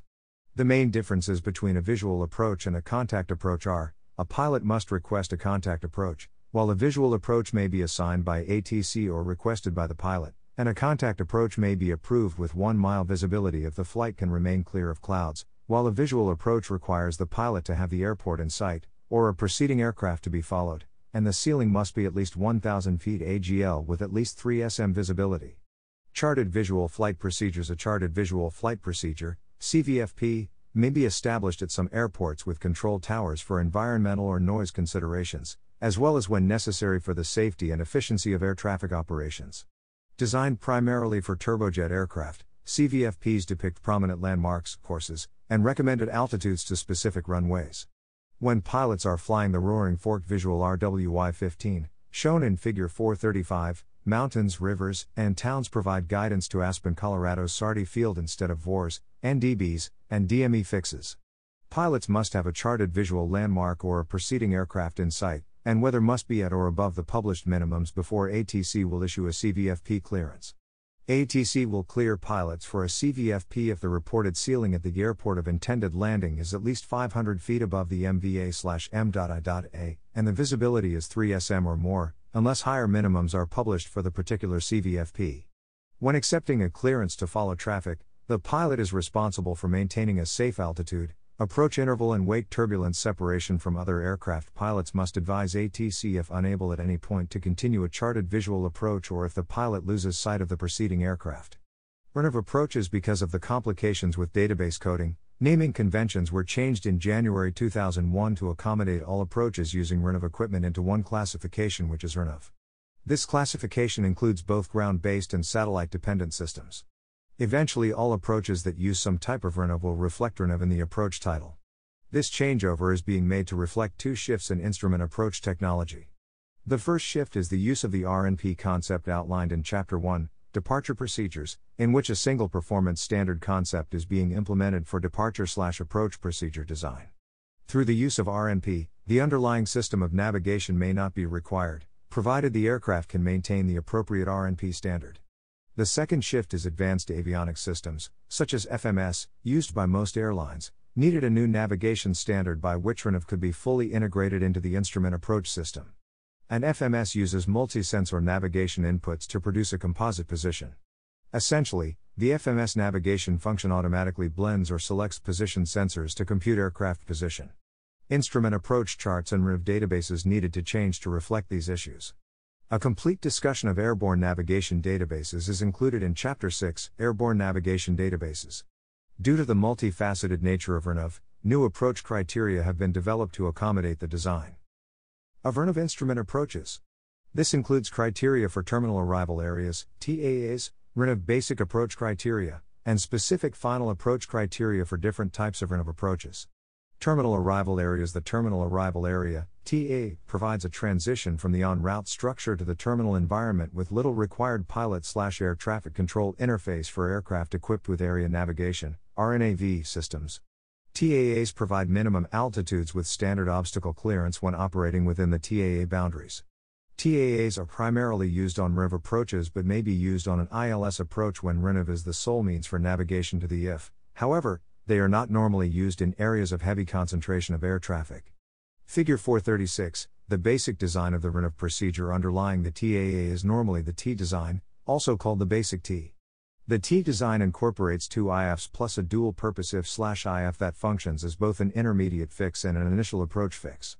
The T configuration continues from the IF/IF to the FAF and then to the MAP. The two base leg IFs are typically aligned in a straight line perpendicular to the intermediate course connecting at the IF/IF. A hold in lieu of procedure turn, HILO, is anchored at the IF/IF and depicted on U.S. government publications using the hold -in-lu-of-PT holding pattern symbol. When the helo is necessary for course alignment and/or descent, the dual-purpose IF/IF serves as an IF during the entry into the pattern. Following entry into the helo pattern and when flying a route or sector labeled no PT, the dual-purpose fix serves as an IF, marking the beginning of the intermediate segment. The standard TAA based on the T design consists of three areas defined by the IF legs and the intermediate segment course beginning at the IF/IF. These areas are called the straight -in, left -base, and right -base areas. Figure 436, TAA area lateral boundaries are identified by magnetic courses to the IF/IF. The straight -in area can be further divided into pi-shaped sectors with the boundaries identified by magnetic courses to the IF/IF, and may contain step-down sections defined by arcs based on RNAV distances from the IF/IF. Entry from the terminal area onto the procedure is normally accomplished via a no procedure turn, no PT, routing or via a course reversal maneuver. The published procedure will be annotated no PT to indicate when the course reversal is not authorized when flying within a particular TAA sector, figures 4-36 and 4-37. Otherwise, the pilot is expected to execute the course reversal under the provisions of 14 CFR Section 91.175. The pilot may elect to use the course reversal pattern when it is not required by the procedure, but must receive clearance from air traffic control before beginning the procedure. ATC should not clear an aircraft to the left base leg or right base leg IF within a TAA at an intercept angle exceeding 90 degrees. Pilots must not execute the helo course reversal when the sector or procedure segment is labeled no PT. ATC may clear aircraft direct to the fix labeled IF/IF if the course to the IF/IF is within the straight in sector labeled no PT and the intercept angle does not exceed 90 degrees. Pilots are expected to proceed direct to the IF/IF and accomplish a straight in approach. Do not execute helo course reversal. Pilots are also expected to fly the straight -in approach when ATC provides radar vectors and monitoring to the IF/IF and issues a straight in approach clearance. Otherwise, the pilot is expected to execute the helo course reversal. CAIM paragraph 5-4-6, approach clearance. On rare occasions, ATC may clear the aircraft for an approach at the airport without specifying the approach procedure by name or by a specific approach, for example, cleared RNAV runway 34 approach, without specifying a particular IF. In either case, the pilot should proceed direct to the IF or to the IF/IF associated with the sector that the aircraft will enter the TAA and join the approach course from that point, and if required by that sector, i.e., sector is not labeled no PT, complete the helo course reversal. Note, if approaching with ATA bearing that is on a sector boundary, the pilot is expected to proceed in accordance with the no PT routing unless otherwise instructed by ATC. Altitudes published within the TAA replace the MSA altitude. However, unlike MSA altitudes, the TAA altitudes are operationally usable altitudes. These altitudes provide at least 1,000 feet of obstacle clearance, and more in mountainous areas. It is important that the pilot knows which area of the TAA that the aircraft will enter in order to comply with the minimum altitude requirements. The pilot can determine which area of the TAA the aircraft will enter by determining the magnetic bearing of the aircraft to the fix labeled IF/IF. The bearing should then be compared to the published lateral boundary bearings that define the TAA areas. Do not use magnetic bearing to the right base or left base IFs to determine position. An ATC clearance direct to an IF or to the IF/IF without an approach clearance does not authorize a pilot to descend to a lower TAA altitude. If a pilot desires a lower altitude without an approach clearance, request the lower TAA altitude from ATC. Pilots not sure of the clearance should confirm their clearance with ATC or request a specific clearance. Pilots entering the TAA with 2-way radio communications failure, 14 CFR Section 91.185, IFR operations, 2-way radio communications failure, must maintain the highest altitude prescribed by 14 CFR Section 91.185 C2, until arriving at the appropriate IF. Once cleared for the approach, pilots may descend in the TAA sector to the minimum altitude depicted within the defined area/subdivision, unless instructed otherwise by air traffic control. Pilots should plan their descent within the TAA to permit a normal descent from the IF/IF to the FAF. U.S. government charts depict TAAs using icons located in the plan view outside the depiction of the actual approach procedure. Use of icons is necessary to avoid obscuring any portion of the T procedure, altitudes, CORS, minimum altitudes, etc. The icon for each TAA area will be located and oriented on the plan view with respect to the direction of arrival to the approach procedure, and will show all TAA minimum altitudes and sector/radius subdivisions. The IF for each area of the TAA is included on the icon where it appears on the approach to help the pilot orient the icon to the approach procedure. The IF name and the distance of the TAA area boundary from the IF are included on the outside arc of the TAA area icon. TAAs may be modified from the standard size and shape to accommodate operational or ATC requirements. Some areas may be eliminated, while the other areas are expanded. The T design may be modified by the pursuer designers where required by terrain or ATC considerations. For instance, the T design may appear more like a regularly or irregularly shaped Y, an upside-down L, or an I. When an airway does not cross the lateral TAA boundary IES, a feeder route will be established from an airway fix or Navaid to the TAA boundary to provide a transition from the en-route structure to the appropriate IF. Each feeder route will terminate at the TAA boundary and will be aligned along a path pointing to the associated IF. Pilots should descend to the TAA altitude after crossing the TAA boundary and cleared for the approach by ATC. Each waypoint on the T is assigned a pronounceable 5-letter name, except the missed approach waypoint. These names are used for ATC communications, RNAV databases, and aeronautical navigation products. The missed approach waypoint is assigned a pronounceable name when it is not located at the runway threshold. RNAV approach types RNAV encompasses a variety of underlying navigation systems and, therefore, approach criteria. This results in different sets of criteria for the final approach segment of various RNAV approaches. RNAV instrument approach criteria address the following procedures: GPS overlay of pre-existing non-precision approaches, VOR/DME based RNAV approaches, standalone RNAV GPS approaches, RNAV GPS approaches with vertical guidance (APV), RNAV GPS precision approaches (WAS and LAWS). GPS overlay of non-precision approach. The original GPS approach procedures provided authorization to fly non-precision approaches based on conventional, ground-based Navaids. Many of these approaches have been converted to standalone approaches, and the few that remain are identified by the name of the procedure and/or GPS. These GPS non-precision approaches are predicated upon the design criteria of the ground-based Navaid used as the basis of the approach. As such, they do not adhere to the RNAV design criteria for standalone GPS approaches, and are not considered part of the RNAV GPS approach classification for determining design criteria. Figure 438, GPS standalone/RNAV GPS approach. The number of GPS standalone approaches continues to decrease as they are replaced by RNAV approaches. RNAV GPS approaches are named so that airborne navigation databases can use either GPS or RNAV as the title of the approach. This is required for non-GPS approach systems, such as VOR/DME based RNAV systems. In the past, these approaches were often referred to as standalone GPS approaches. They are considered non-precision approaches, offering only nav encircling minimums. Precision minimums are not authorized, although nav/nav minimums may be published and used as long as the onboard system is capable of providing approach-approved nav. The RNAV GPS Runway 14 approach for Lincoln, Nebraska, incorporates only nav encircling minimums. Figure 439, For a non-vertically guided straight-in RNAV, GPS, approach, the final approach course must be aligned within 15 degrees of the extended runway centerline. The final approach segment should not exceed 10 nautical miles, and when it exceeds 6 nautical miles, a step-down fix is typically incorporated. A minimum of 250 feet obstacle clearance is also incorporated into the final approach segment for straight-in approaches, and a maximum 400-foot/nm descent gradient is permitted. The approach design criteria are different for approaches that use vertical guidance provided by a Borovnov system.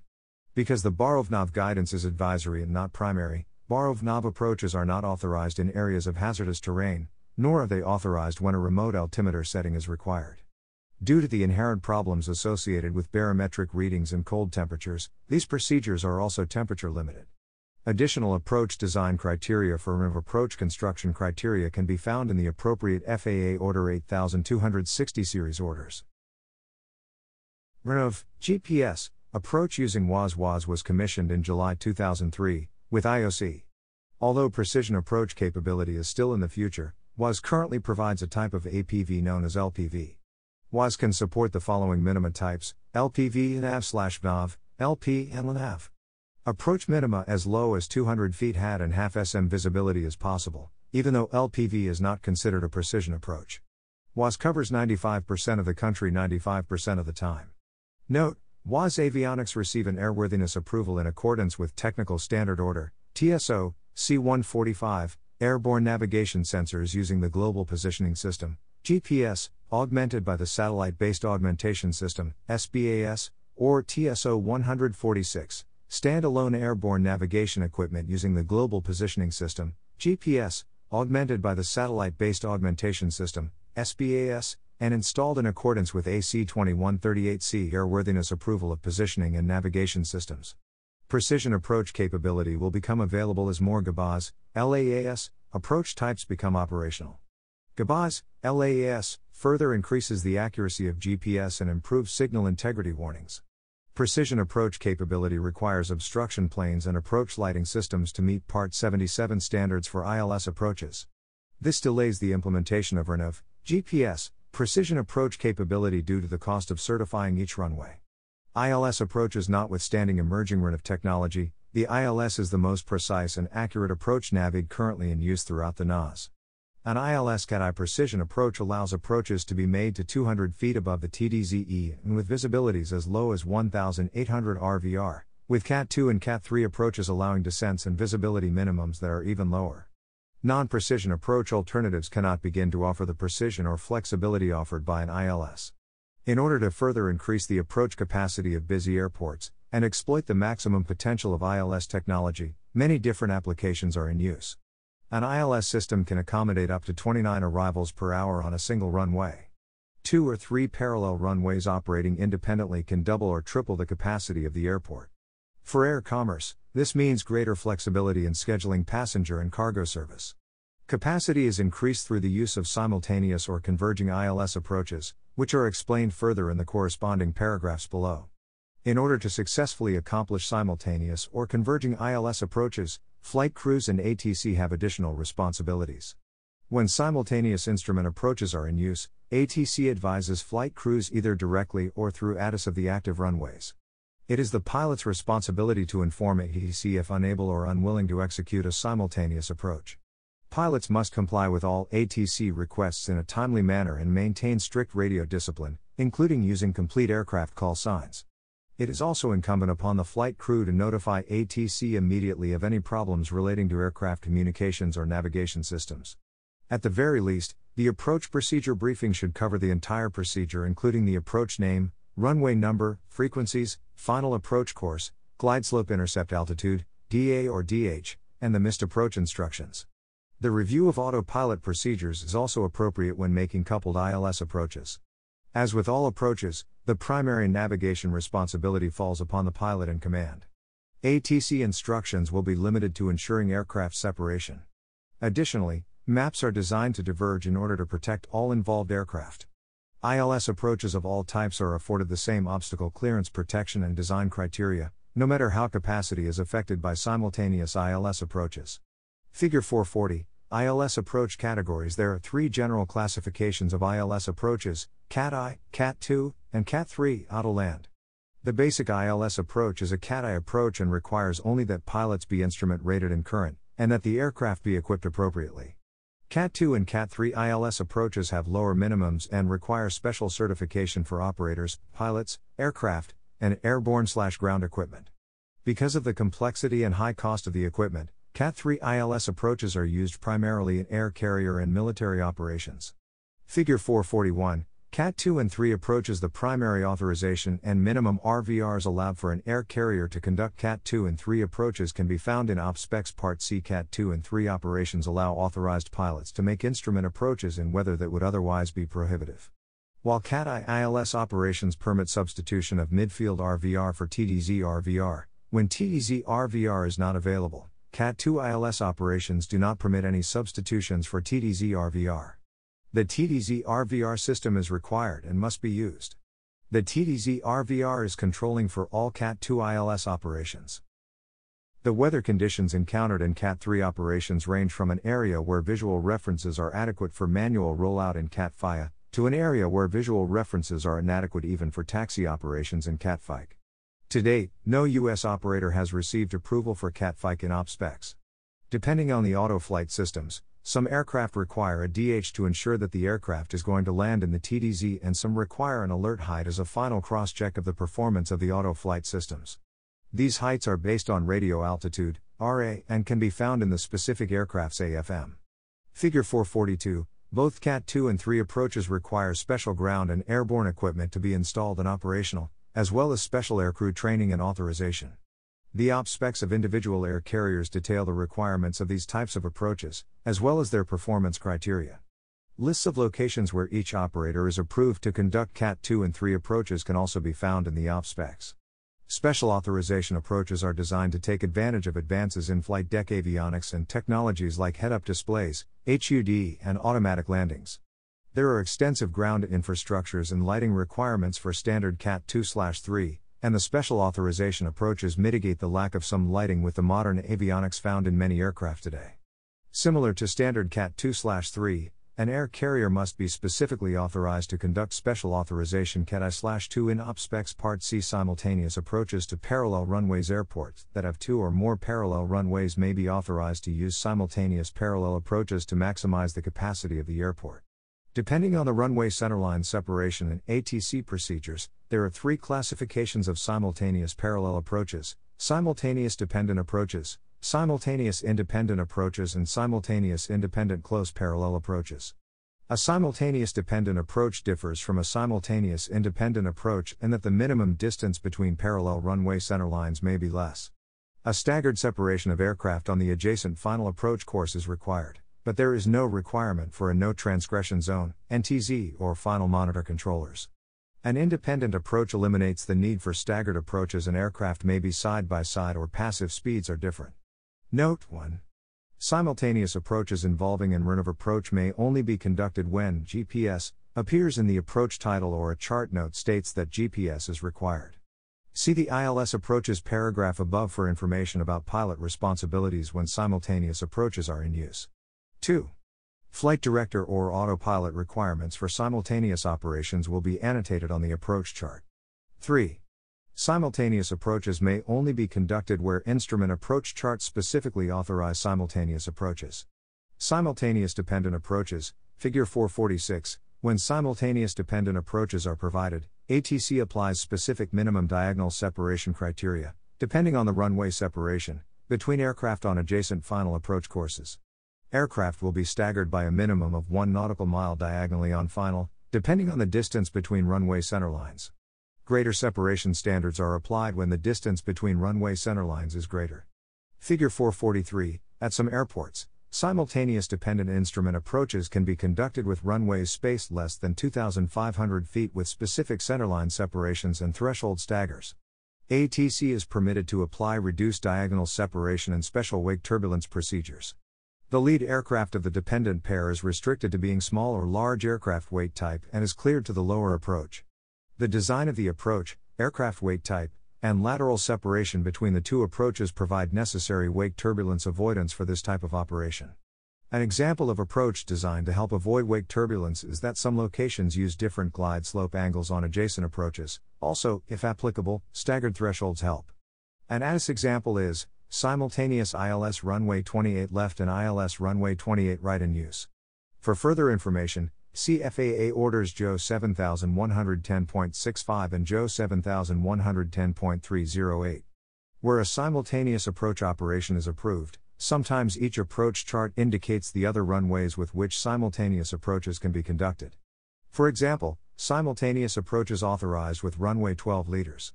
As procedures are revised, the chart note will be modified to indicate simultaneous approach authorized but will not list the other runways or approach types, as that detailed information will normally be transmitted in the Atis or by ATC. For example, pilots flying into Sacramento, California, may encounter parallel approach procedures. Figure 444, when there is no chart note stating, simultaneous approaches authorized, standard separation is used between aircraft on parallel approaches. Simultaneous independent approaches, dual and triple simultaneous independent parallel instrument approaches, are authorized at certain airports with specified distances between parallel runway centerlines. As a part of the simultaneous independent approach approval, an NTZ must be established to ensure proper flight track boundaries for all aircraft. Outside of the NTZ, normal operating zones, NOZ, indicate the operating zone within which aircraft remain during normal approach operations. The nose between the final approach courses varies in width depending on the runway centerline spacing. The NTZ is defined as a 2,000-foot wide area located equidistant between the final approach courses in which flight is not allowed during the simultaneous operation. Figure 446, anytime an aircraft breaches or is anticipated to breach the NTZ, ATC issues instructions for the threatened aircraft on the adjacent final approach course to break off the approach to avoid potential conflict. A local controller for each runway is also required. Dedicated final monitor controllers for each runway monitor separation, track aircraft positions and issue instructions to pilots of aircraft observed deviating from the final approach course. Figure 445, these operations are normally authorized for ILS, LDA and RN of approach procedures with vertical guidance. For simultaneous parallel ILS approach operations, pilots should review the chart notes to determine whether the non-precision lock procedure is authorized, in the event of glide slope equipment failure either in the aircraft or the ground. An example of a restriction on the use of a lock procedure is shown in the notes on Figure 424, lock procedure not during simultaneous operations. Likewise, for RNAV, GPS, approaches, use of nav procedures are often restricted during simultaneous operations. Triple simultaneous independent approaches are authorized provided the runway centerlines are separated by at least 3,900 feet for triple straight-in approaches. If one or both outside runways have an offset approach course of 2.5 degrees to 3.0 degrees, the spacing between those outer runways and the center runway may be reduced to 3,000 feet. Simultaneous close parallel precision runway monitor, PRM, approaches. Simultaneous close parallel, independent, PRM approaches are authorized for use at designated airports that have parallel runways spaced less than 4,300 feet apart. Figure 447, certain PRM approaches are referred to as simultaneous offset instrument approaches, SOIA, and are discussed in depth later in this chapter. PRM procedures are the most efficient method of increasing approach capacity at airports with closely spaced, parallel runways. Use of PRM procedures increases airport capacity during periods of low visibility by providing ATC the capability to monitor simultaneous close parallel, independent, approaches. These PRM operations reduce delays and increase fuel savings. Traditionally, the PRM system included a high update rate radar, a high-resolution ATC radar display, as well as software that can autonomously track aircraft in close to real time, with visual and oral alerts that depict the aircraft's current position and velocity as well as displaying a 10-second projected position to the controllers. Today, most PRM operations are conducted without the need for high update rate radar, so long as all of the other requirements to conduct such approaches are met. There are also special communications and ATC requirements for PRM approaches. PRM approaches require a final NTZ monitor controller for each runway, a separate tower controller for each runway, a PRM tower frequency, and a runway-specific PRM frequency. Each final monitor controller will have a dedicated PRM frequency, and the tower controller will have a separate common PRM frequency. Pilots transmit and receive on the common tower PRM frequency, but maintain listening watch on the final controller's PRM frequency for their specified runway. The final monitor controller has override capability on their PRM frequency. In that way, if the common tower frequency is blocked, the monitor controller's instructions will be heard by the pilot on the monitor controller's PRM frequency. Pilot training is prescribed and required for pilots prior to using the PRM procedures. The FAA PRM website, http://www.faa.gov/training_testing/training/PRM/ contains training information for PRM approaches and hosts PRM training materials for download or viewing online. When pilots or flight crews wish to decline a PRM approach, ATC must be notified immediately and the flight will be transitioned into the area at the convenience of ATC. Pilots who are unable to accept a PRM approach may be subject to delays. The approach chart for the PRM approach requires review of the accompanying app page, which outlines pilot, aircraft, and procedure requirements necessary to participate in PRM operations. Figure 448, pilots need to be aware of the differences associated with this type of approach. Differences as compared to other simultaneous approaches are listed below. Immediately follow breakout instructions as soon as safety permits. Use of the app. Use of dual VHF communications. Completion of required PRM training. Hand flying any breakout instruction. It is important to note that descending breakouts, though rare, may be issued. Flight crews will never be issued breakout instructions that clear them to an altitude below the MVA, and they are not required to descend at more than 1000 fpm. Traffic Alert and Collision Avoidance System, TCAS, is not required to conduct a PRM approach. For aircraft so equipped, if the controller's climb/descend instruction differs from the TCAS Resolution Advisory, RA, pilots must follow the RA while continuing to follow the controller's turn instruction. Report this deviation to ATC as soon as practical. Simultaneous Offset Instrument Approaches, SOIAs. SOIAs allow simultaneous approaches to two parallel runways spaced at least 750 feet apart, but less than 3,000 feet. Traditionally, the SOIA procedure has used an ILS/PRM approach to one runway and an offset localizer type directional aid, LDA/PRM approach with glide slope to the adjacent runway.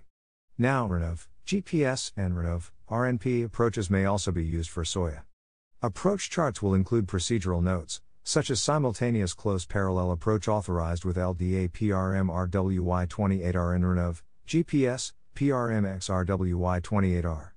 Or simultaneous approach authorized. San Francisco had the first published SOIA approach. Figure 449, Training, Procedures, and System Requirements for SOIA ILS/PRM and LDA/PRM approaches are identical with those used for simultaneous close parallel ILS/PRM approaches until near the LDA/PRM approach map, where visual acquisition of the ILS aircraft by the LDA aircraft must be accomplished. If visual acquisition is not accomplished prior to reaching the LDA map, a missed approach must be executed. A visual segment for the LDA/PRM approach is established between the LDA map and the runway threshold. Aircraft transition in visual conditions from the LDA course, beginning at the LDA map, to align with the runway and can be stabilized by 500 feet AGL on the extended runway centerline. Pilots are reminded that they are responsible for collision avoidance and wake turbulence mitigation between the LDA map and the runway. The FAA website has additional information about PRM and SOIA approaches, including an instructional PowerPoint training presentation at http://www.faa.gov/training_testing/training/PRM/. Converging ILS approaches. Another method by which ILS approach capacity can be increased is through the use of converging approaches. Converging approaches may be established at airports that have runways with an angle between 15 degrees and 100 degrees, and each runway must have an ILS. Additionally, separate procedures must be established for each approach, and each approach must have a map at least 3 nautical miles apart with no overlapping of the protected missed approach airspace. Only straight-in approaches are approved for converging ILS procedures. If the runways intersect, the controller must be able to visually separate intersecting runway traffic. Approaches to intersecting runways generally have higher minimums, commonly with 600-foot ceiling and 1 1/4 to 2 mile visibility requirements. Pilots are informed of the use of converging ILS approaches by the controller upon initial contact or through Atis. Figure 450, Dallas/Fort Worth International Airport is one of the few airports that makes use of converging ILS approaches because its runway configuration has multiple parallel runways and 2 offset runways. Figure 451, The approach chart title indicates the use of converging approaches, and the notes section highlights other runways that are authorized for converging approach procedures. Note the slight difference in charting titles on the IAPs. Soon all converging ILS procedures will be charted in the newer format shown in Figure 450, with the use of V in the title and converging in parenthesis. VOR approach. The VOR is one of the most widely used non-precision approach types in the NAS. VOR approaches use VOR facilities both on and off the airport to establish approaches and include the use of a wide variety of equipment, such as DME and TACAN. Due to the wide variety of options included in a VOR approach, TERPS outlines design criteria for both on and off airport VOR facilities, as well as VOR approaches with and without a FAF. Despite the various configurations, all VOR approaches are non-precision approaches, require the presence of properly operating VOR equipment, and can provide MDAs as low as 250 feet above the runway. VOR also offers a flexible advantage in that an approach can be made toward or away from the navigational facility. The VOR approach into Fort Rucker, Alabama, is an example of a VOR approach where the VOR facility is on the airport and there is no specified FAF. Figure 452, for a straight-in approach. The final approach course is typically aligned to intersect the extended runway centerline 3,000 feet from the runway threshold, and the angle of convergence between the two does not exceed 30 degrees. This type of VOR approach also includes a minimum of 300 feet of obstacle clearance in the final approach area. The final approach area criteria include a 2 nautical miles wide primary area at the facility that expands to 6 nautical miles wide at a distance of 10 nautical miles from the facility. Additional approach criteria are established for courses that require a high-altitude teardrop approach penetration. When DME is included in the title of the VOR approach, operable DME must be installed in the aircraft in order to fly the approach from the FAF. The use of DME allows for an accurate determination of position without timing, which greatly increases situational awareness throughout the approach. Alexandria, Louisiana, is an excellent example of a VOR/DME approach in which the VOR is off the airport, and a FAF is depicted.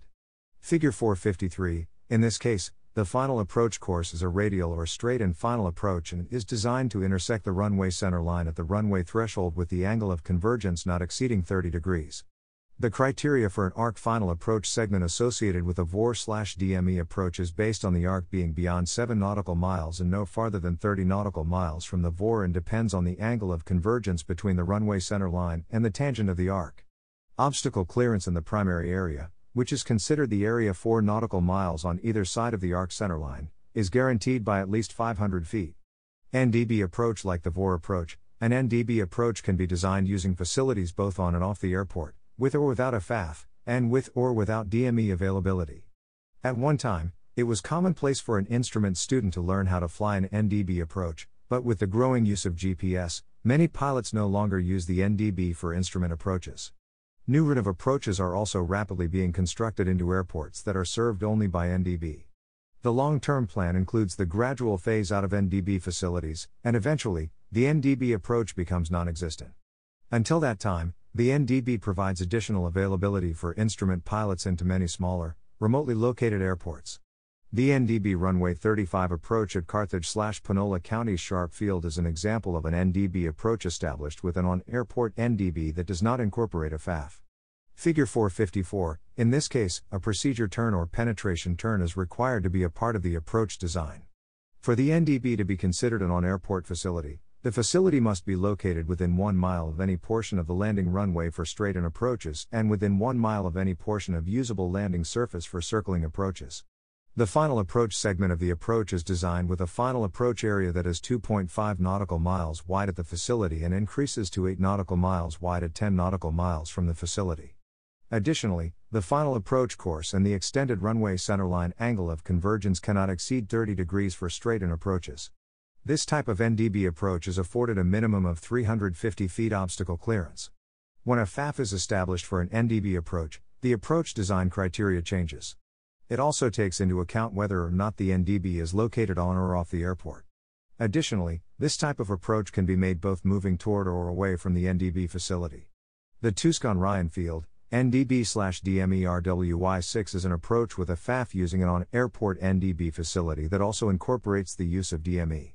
Figure 455, in this case, the Ndb has DME capabilities from the lock approach system installed on the airport. While the alignment criteria and obstacle clearance remain the same as an Ndb approach without a FAF, The final approach segment area criteria changes to an area that is 2.5 nautical miles wide at the facility and increases to 5 nautical miles wide, 15 nautical miles from the Ndb.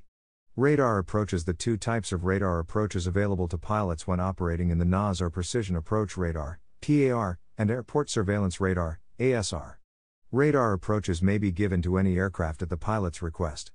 ATC may also offer radar approach options to aircraft in distress regardless of the weather conditions or as necessary to expedite traffic.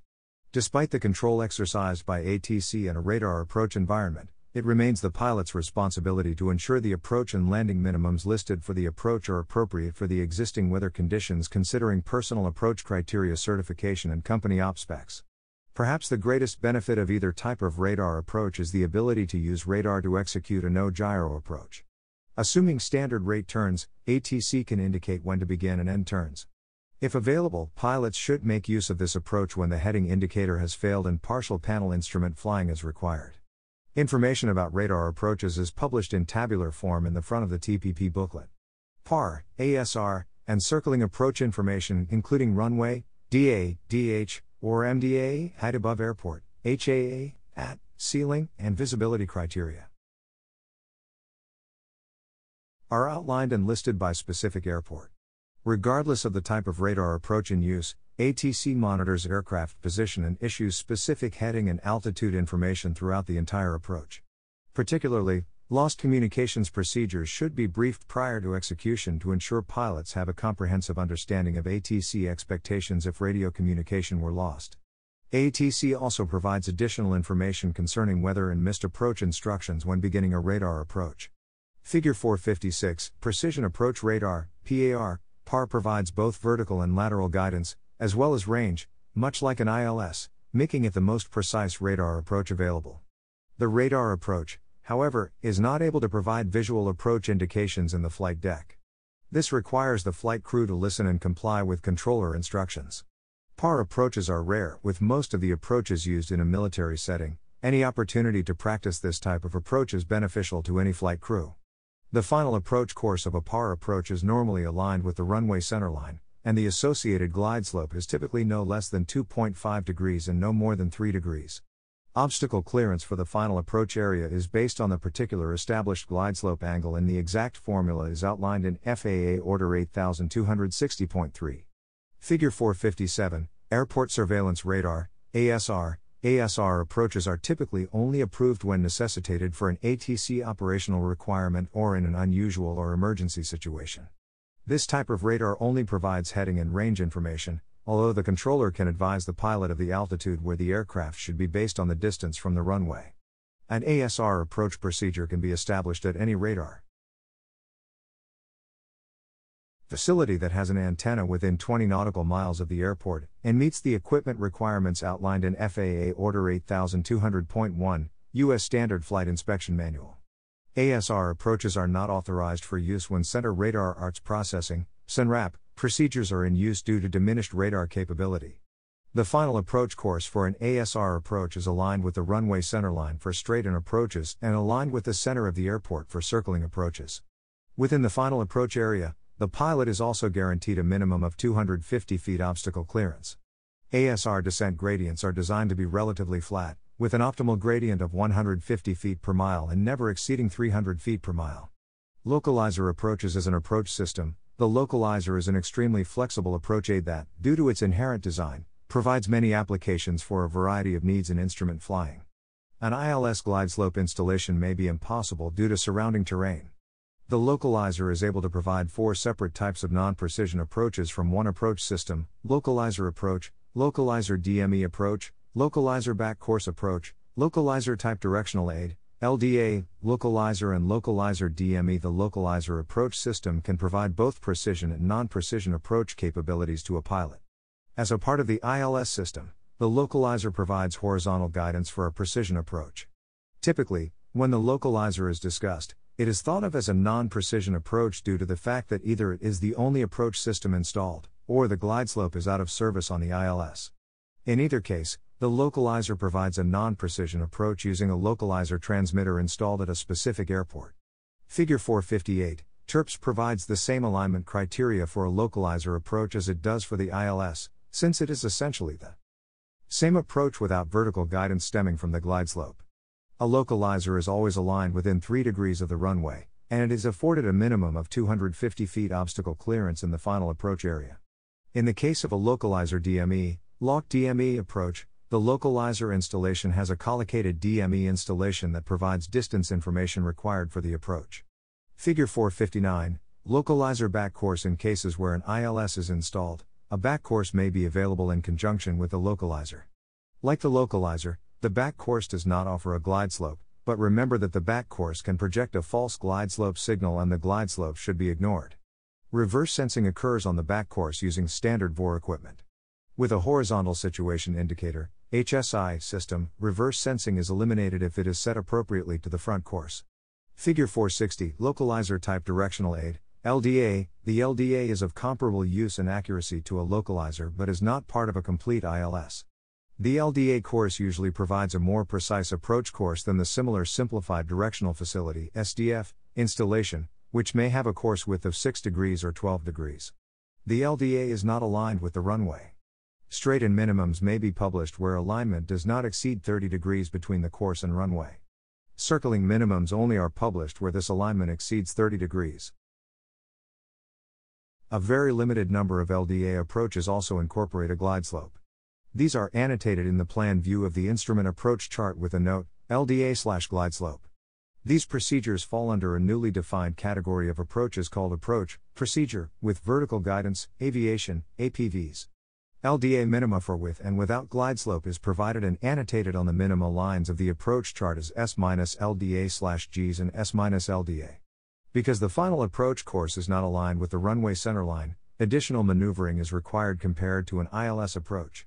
Figure 461, Simplified Directional Facility, SDF. The SDF provides a final approach course similar to that of the ILS localizer. It does not provide glide slope information. A clear understanding of the ILS localizer and the additional factors listed below completely describe the operational characteristics and use of the SDF.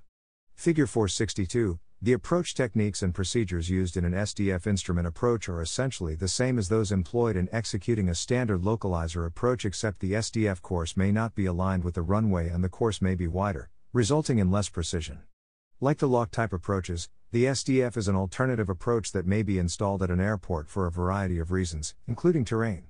The final approach is provided a minimum of 250 feet obstacle clearance for straight-in approaches while in the final approach area, which is an area defined for a 6 degrees course, 1,000 feet at or abeam the runway threshold expanding to 19,228 feet, 10 nautical miles, from the threshold. The same final approach area for a 12 degrees course is larger. This type of approach is also designed with a maximum descent gradient of 400 feet per nautical mile, unless circling only minimums are authorized.